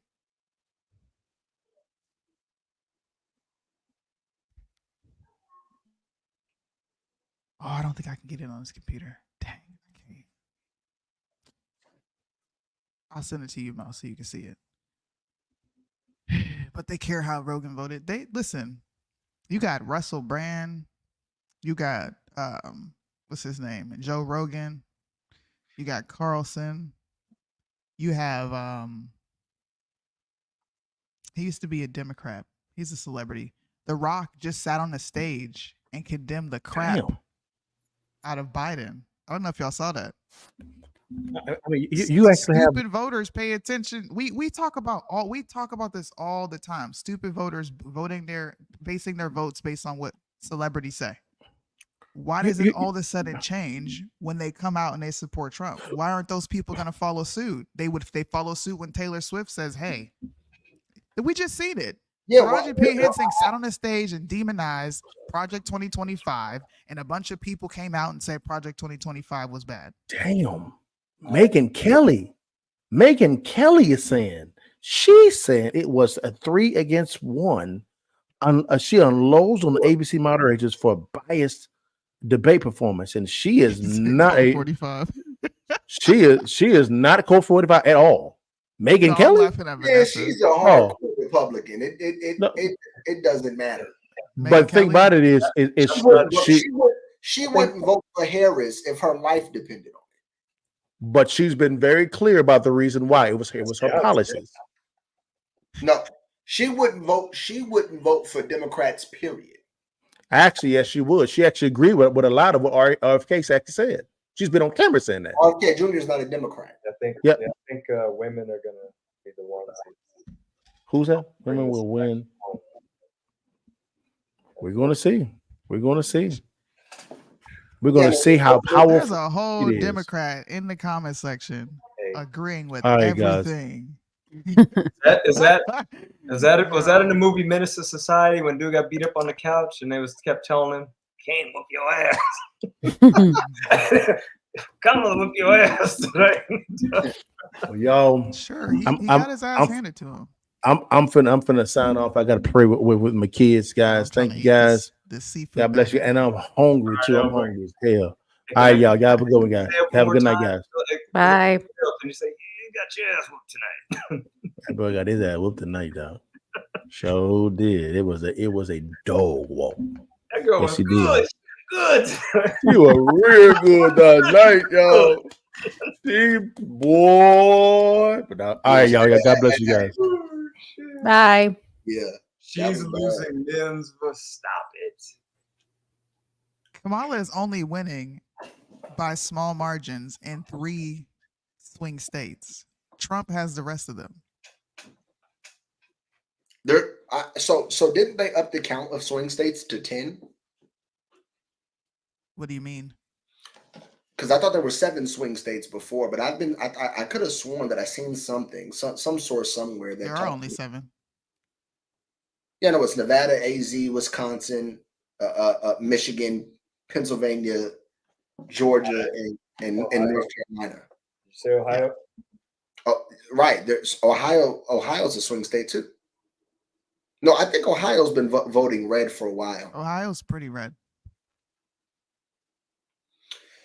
Yeah. Arizona. If she was winning by right? 4, the last if she was winning by 4%, if there was a margin of between 4 and 5%, I would be worried. But these are polls of her having a high. To me, this was she appealed to emotions. It frustrated people because Trump didn't have a proper response to anything she was throwing at him. But he remained emotional. But I think her performance was lackluster. But I think that like I don't know. For me, the fact that the woman has even garnered that much support, it lets me know the pedigree, the prevalence of stupidity in our society. The woman she is in close proximity to Donald Trump. She's in some swing states, she's winning. We're talking about a woman that was coronated. She was not even democratically selected. But you're expecting Democrat voters to abandon their party. They're not going to do that. Right. Which shows the prevalence of stupidity in our society. Amongst Democrats. But where does she rank in moderates and independents? Again, if 26% of independents are Gen Z, it depends on it depends on how present they are on election day. I don't even believe it's that much. You all said, all right, man. Yes, thank you. Love Hi, Thanks for coming on. Love all 3 of y'all. Thanks for having me. Too, brother. Hey, the boy got his ass kicked tonight. Yeah, that boy did get his ass kicked. If Republicans had a normal candidate, y'all wouldn't have to worry about her rise. She does not have a rise. Are we? Where are you reading these comments at? I don't see that. And right here it says under Guru. If Republicans had a normal candidate, y'all would. On actual YouTube. It's probably on another channel. You see it now? We're streaming in multiple channels. Oh yeah, I can see it now. She doesn't have a rise. This is a an inflated sense, an inflated how do I want to say it? I'm trying to use words, but I don't think people are going to understand what I'm saying. This is a fake injected sense of popularity for Kamala. She was horrible in 2016. She was horrible in 2020. She polled less than 1%. The only reason that people are paying attention to her is because they have no other option. The Democrats did not give their voters an opportunity to choose who they wanted. They're stuck with Kamala. Why are they going to abandon the party now when they feel, just like you said, Deontay, democracy is being threatened? You're expecting those people to leave. They're not going nowhere. They're not. Yeah. I don't expect a landslide victory. I expect a slither. You know what? You know what? Unfortunately, if he was a better orator, it would be a landslide victory. If he was more prepared for the debates and he wasn't so pompous and abrasive and egotistical, he would win. He would win the debates with a landslide, right? 100%. I agree with you. He literally should have like an itinerary almost just mapped out in his mind, and he should intentionally, if there's another debate, like do not allow them to redirect you from any of your talking points. Like intentionally ignore him. I mean, ignore him, right? Hey, you know what? I appreciate that perspective. I think it's a bit of a departure from the things that the American people are really concerned about. Can we focus on blah, blah, blah, blah, blah, right? Like, but Donald Trump's too egotistical to do that. I agree. I witnessed a narcissist, a man that was literally incapable of, everything was injurious. He took everything, like, it's like every arrow hit that man. Every time she pulled the arrow and shot, it hit him. And he couldn't do anything but demonstrate his pain. Yeah. He didn't have a poker face. He looked mad. He had that old man angry face. Just in the camera looking mad. And then kept looking up, looking like, damn it, how much more time we got? Because I'm thinking he's looking at the timer. There's probably some timer that he's looking at. Yeah, you know what it is? I'm just disappointed, and I'm venting. That's what it is. Yeah. Look, this is Kamala Harris is bringing back Biden's administration. She's bringing back Biden policies. America already cannot stand his policies. 30% of the country believes we are on the wrong track. He's in the negative, bro. Wait, negative 30% or 30.9%? Say that again. Is it just 30.9% or is it negative? How could it be negative 30% of the country? It's going in the opposite direction. Is what it is. He's losing support. If it was positive, it would be plus. But nobody thinks he's doing a good job. He sucks. Yeah, no, I mean, the only people Look that at are these polls. 60%. Uh-oh. We lost her. Should be back. But yeah. When she comes back, I'm gonna hop off because I gotta take my dogs out. It kicks me out. Suni. You gotta go take your dogs out at 11. Oh, take them out like in the backyard to use the bathroom. Yeah, well, I walk them out front, but yeah, I take them out. Oh, you know, you gotta keep the strap on you. It's too late. I do. Maui's just here to advocate for all the dogs that are being eaten. She's voting Trump all the way. I was so mad he said that dumb shit. I was so mad. I'm like, you did not just say they're eating animals. On ABC of all places. It's not like you on Fox. Like, bro, you are on ABC News. Like, bro. Donald Trump gave me low IQ vibes. Right? I'm gonna be honest. All right, y'all. See you, bro. I'm about to wrap up, but I just want to show you these polls, man. 54% of Americans disapprove of Biden's job. Every poll has been at least over 50%. There's only one poll, which is the USA Today, where he had it was a 1% difference. 60% believe that the country's going in the wrong direction. 29% believe it's going in the right direction. I don't think they're going to go out and vote for Kamala. I just don't. I hope you're right. 2016 and 2020. Did you watch her debate? Yeah. I hope you're right. I hope you're right. I'm hoping for the best. I'm preparing for the best and prepare for the worst. Preparing for the worst. That's all we can do, for real. I mean, I'm just saying we're reality frustrated. Yeah, I think Trump's performance. Yeah, I mean, here's the thing: if we have a gridlock Congress, they're not really going to be able to get much passed anyway. I agree. And depending on who now, however, if it's a very close split like we have currently, if the numbers in the House and the Senate pretty much remain identical, but let's say there's a swap of party in one chamber, or let's even just say both chambers flip, so the House becomes Democrat ran and Senate becomes Republican ran. I mean, Walz is going to be able to preside over Senate and be that tie-breaking vote because they've been able to get a lot of their their major omnibus bills, the Inflation Reduction Act and the American Rescue Plan. She's been a tiebreaker. They were able to get those passed, right? Yeah. And the fact that even half of so it was a 50-50 or it's a what is it 50-50 and then she has to come in 50-50 and she 50-50 split.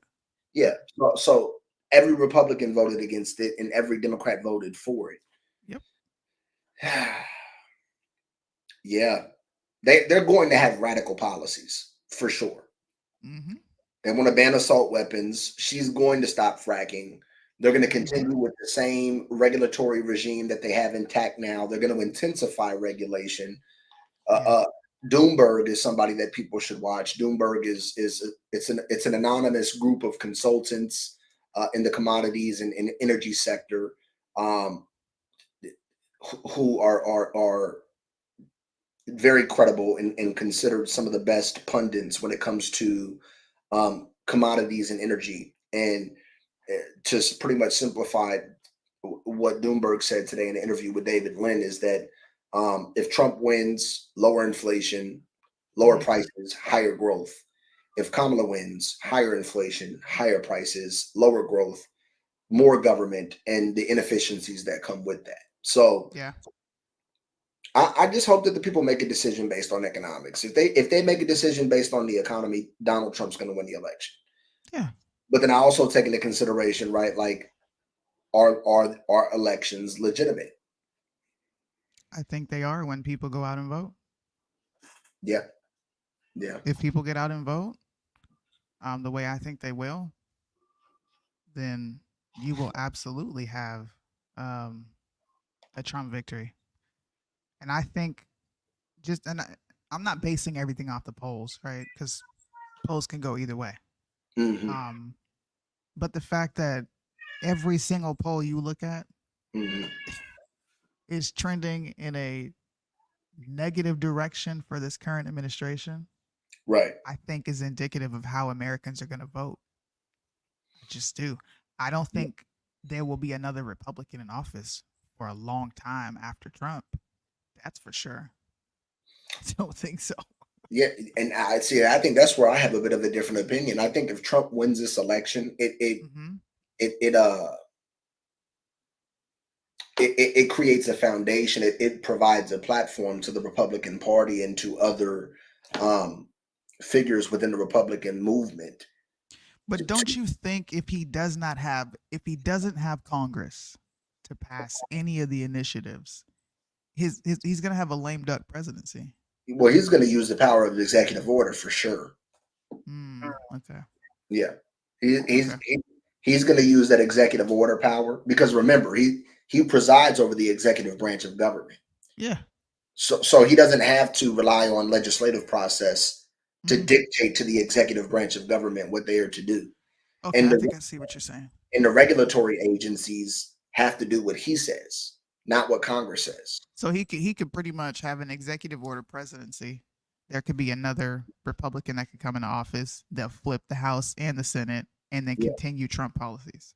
Well, that's the thing. If his executive orders yield positive economic results and the country takes a turn in a positive direction, then that galvanizes the undecided voter who may have been on the fence with this current election to say, oh yeah, I definitely have to. If the next Republican candidate is going to continue in the stead of Trump and is going to duplicate his policy approach, oh yeah, absolutely. Especially if depending on Trump's health, when he at the end of this next presidency, if he's still in good medical shape or just good bill of health, and he could act as like an advisor to the following Republican presidential candidate.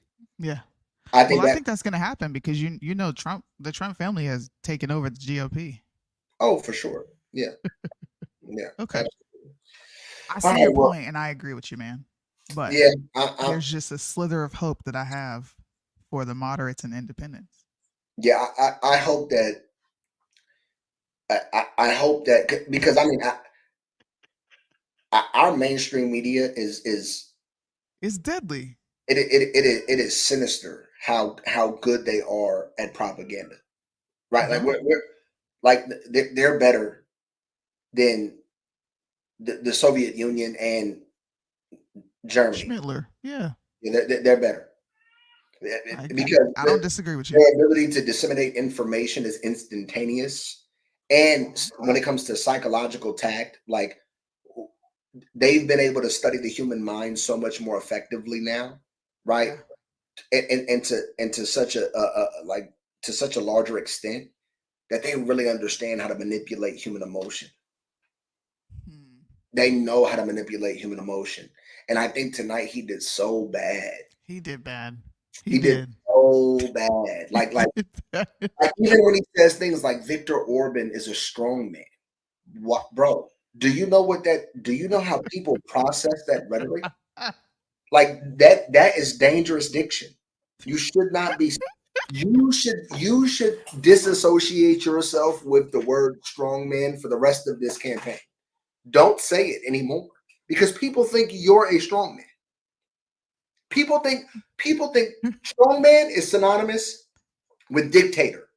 And when you're sitting here giving props and bravos and congratulations and placing strong man on a pedestal, yeah, you're a damn fool. You're a damn fool. Okay, so let's bet it up on this tonight. When we get up, because you know we're gonna hit up TikTok. I want to see. I don't even want to go to TikTok because I already know what we involve. Hey, them liberals is about to be on one on TikTok. They about to be on one. Like, I'm not even going in there with my normal demeanor or composure. Okay, let's look at the polls then. Let's look at the polls for this entire week. And then we can come reconvene. I just want to see where the polls are. I want to if you're right. And she performed the way everyone on the left is going to say she performed, which is strong. These polls should flip. She should be winning in all 4 of those swing states by large margins.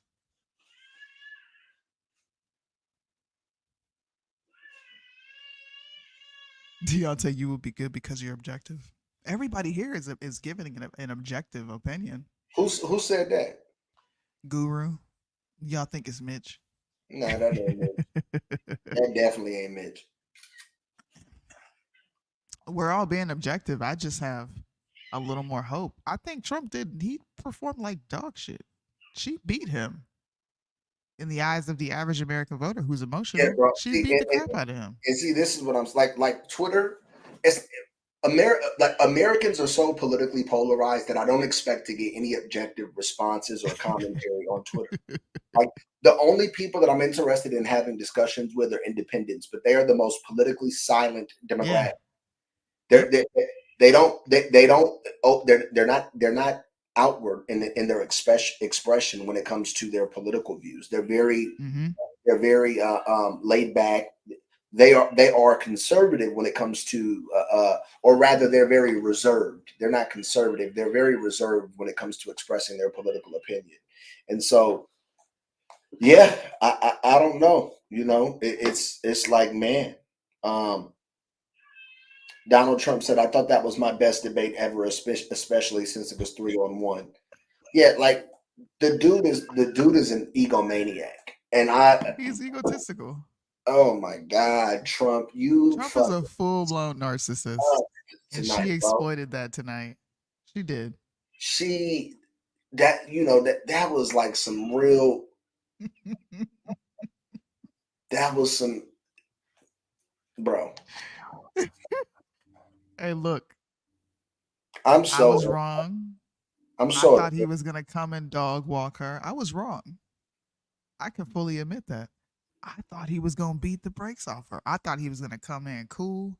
I thought he was gonna talk about his Trump does not know policies. Trump doesn't know how to be magnanimous. Like like you're so fucking petty, bro. You are the former president of the United States. Did you forget that? You are the former president.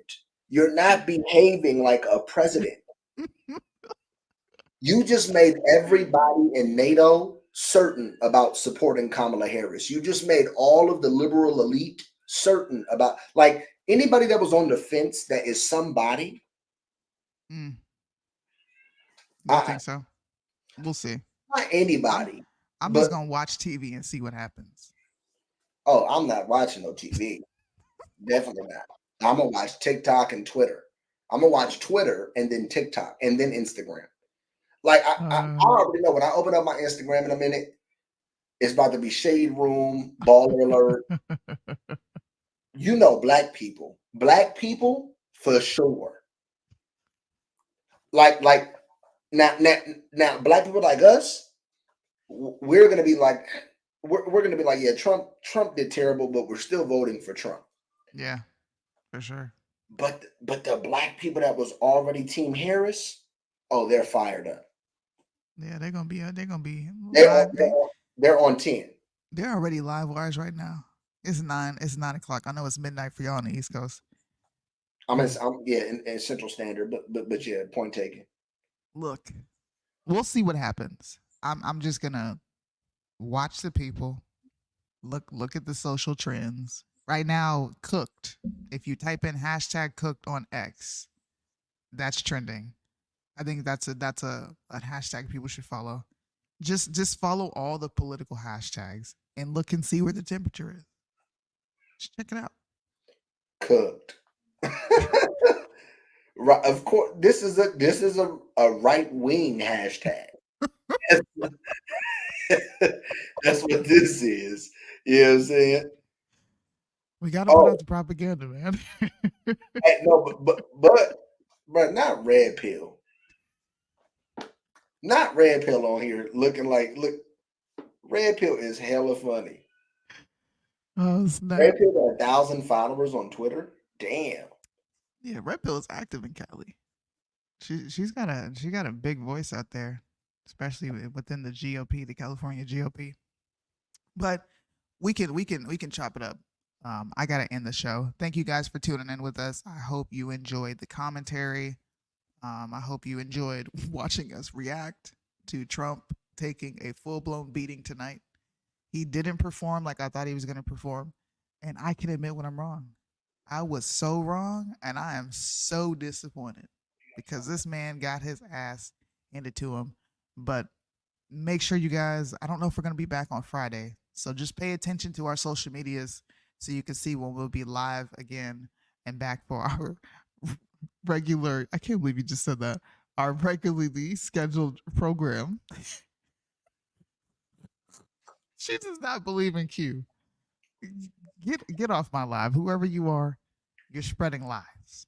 Don't do that. But thank you guys for tuning in. I'm out. So when you're done getting high,